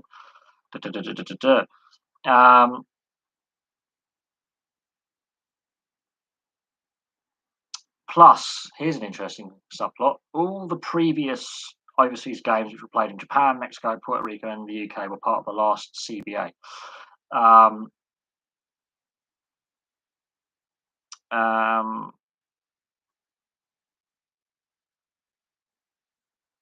And the Cubs Cardinals were meant to play in 2020. Those tickets were being sold in November. Crikey.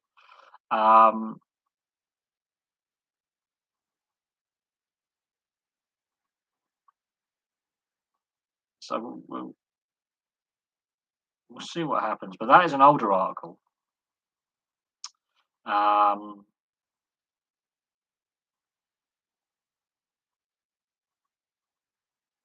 They also, when they did the schedule for this year anyway, last year they admitted the London series. It wasn't originally a 2-year arrangement anyway, so we'll see if they go back. The Major League London series was a 2-year arrangement for Major League Baseball to play a total of 4 regular season games in 2019, which they did, and 2020, which they couldn't.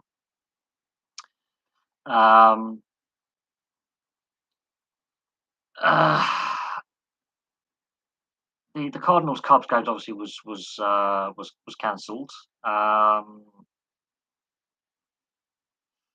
So yeah, we'll see what happens. The 2020 series was scheduled to take place on June 13th and 14th in London, with the clubs playing the Cardinals. Due to the ongoing pandemic, the games were cancelled. And it doesn't really say if they're going to play again.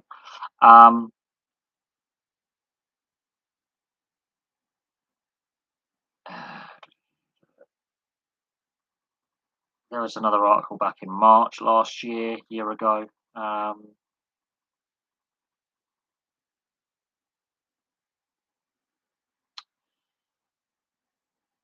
People asking, will I get a refund? I think that could be another thing that gets brought up in regards to the CBA. It's not currently on the discussion list, and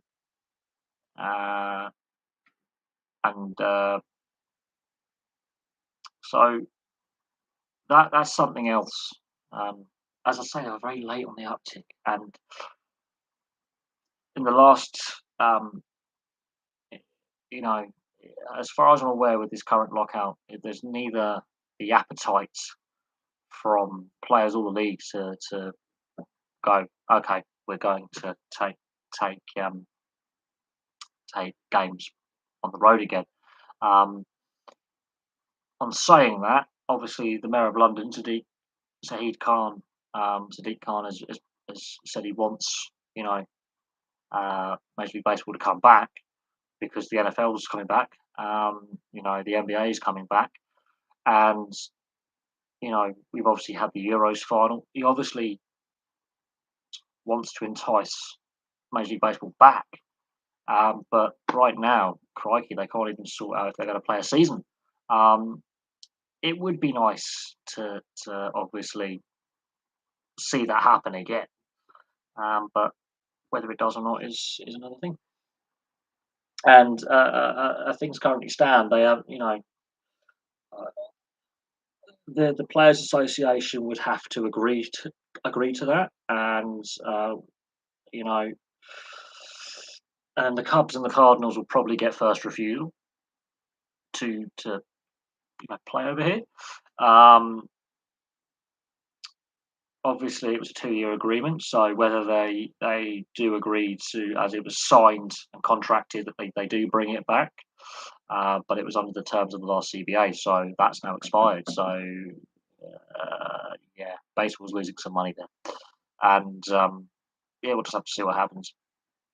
Right, I'm going to call that a stream. Thank you very much for all your questions. I've droned on a bit about various things while there's been lack of questions coming up, but yeah, it's interesting times. Interesting times. Very interesting times. And of course, what happened to Rod Marsh and Shane Warne? That's a big blow. That's a big loss to the cricketing world and the Australian cricketing world. Both of them passed away very, very suddenly. You know, Rod Marsh, the first Australian wicketkeeper to get a century, and of course, Shane Warne, the first player to get 700 Test wickets. Obviously, Muraditharan passed him, and I don't think that record gets broken. But they set standards that other players wish to follow. But there you go. Thank you very much for watching. Please, obviously, keep your eyes open for any more content that comes up in the coming days. For now, thank you very much, and I'll have some more videos for you very, very soon.